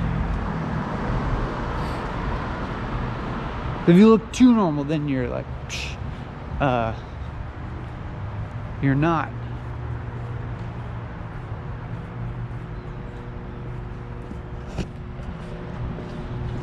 Just have a little bit of alternative expression in your appearance.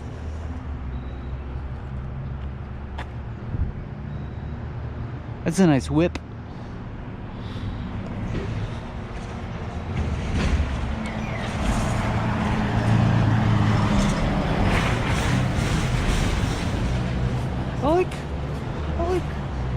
I like where this episode has gone.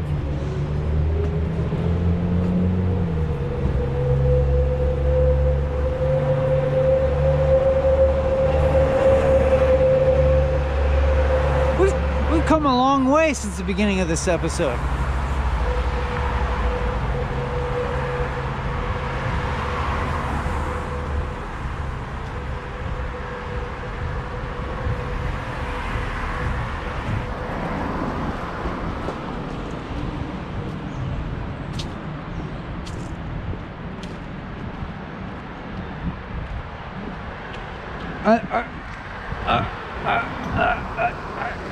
I don't know what to say. I don't know what to say. All I can do is like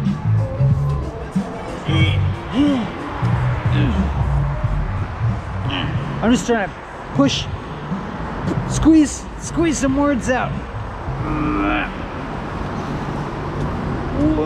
Walking and talking.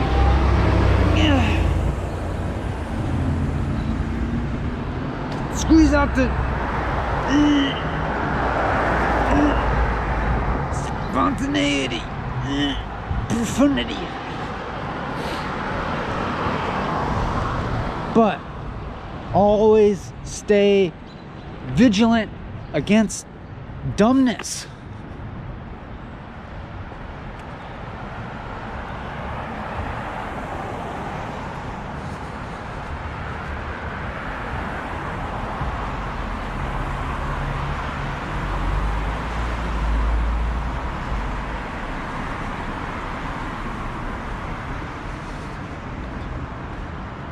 You gotta keep it fresh.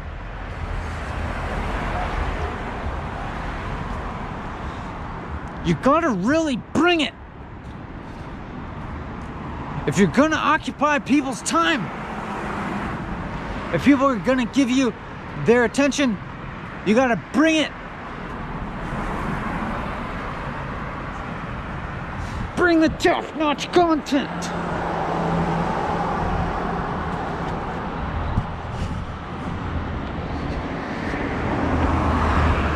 Woo!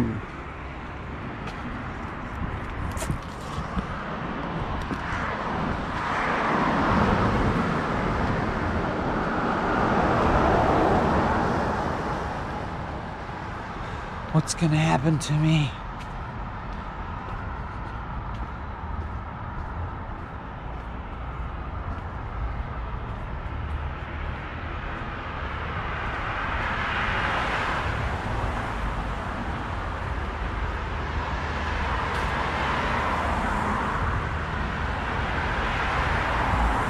We're almost done. We're almost done.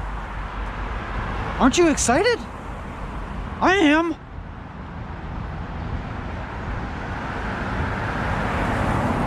It's almost quitting time.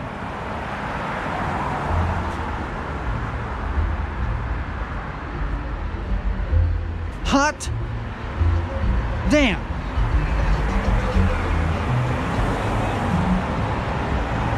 Oh, we're not clock watchers. We're committed to the task at hand. Always. The job doesn't end after the clock strikes 5.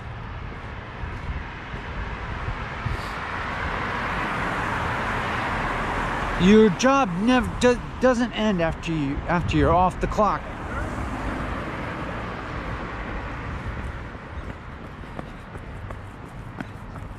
You must always be embodying your brand.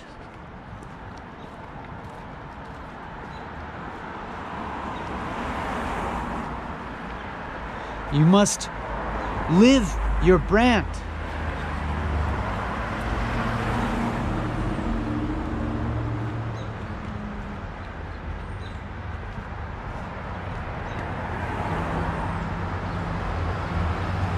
It's not just a YouTube channel, it's a lifestyle.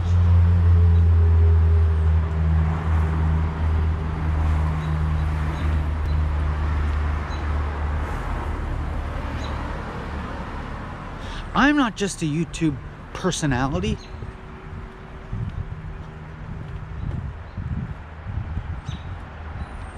I'm a consumable identity.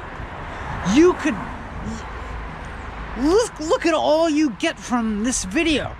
You can be incorporating all of my mannerisms and my characteristics and my worldviews into your own identity. You already are.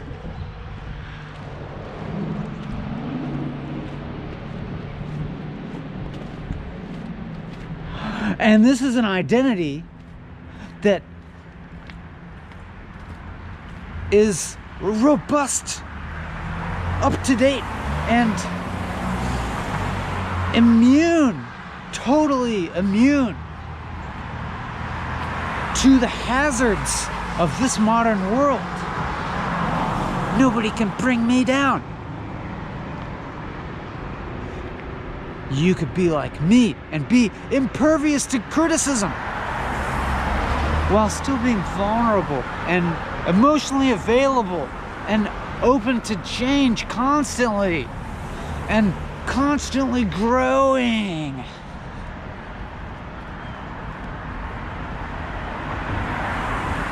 A modern spiritual person that's still in touch with the libidinal and has accepted the libidinal, the appetites, and lives in a harmonious balance between the pious and the profane.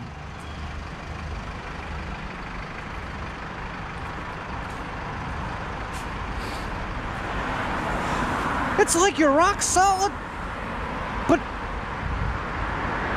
permeable at the same time.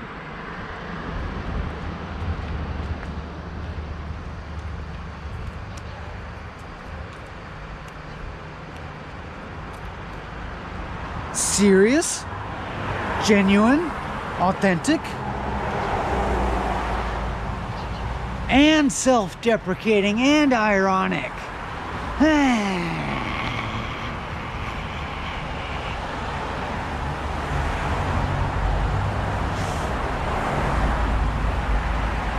See what you get from walking and talking? How could anything be more valuable? If you appreciate all you get from walking and talking, show your support today by pledging on Patreon. Even just a few bucks a month. The price of, I don't know.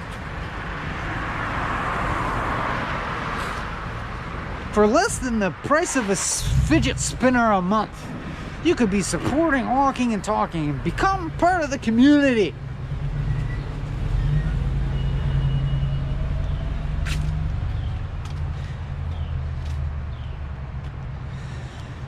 And you'll be expanding your consciousness at the same time. And you'll be adopting personality traits that are effective in this modern world. What a deal! What a deal!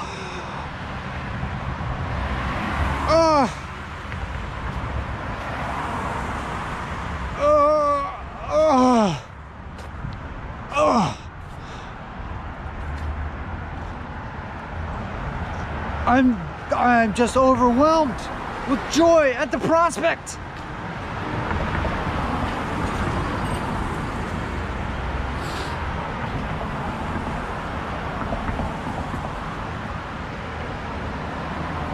And even though I know you're just heartbroken to hear it, this is the end of this episode of Walking and Talking.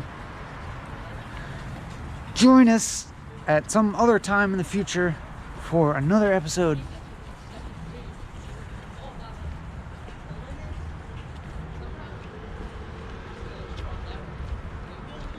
Like and subscribe,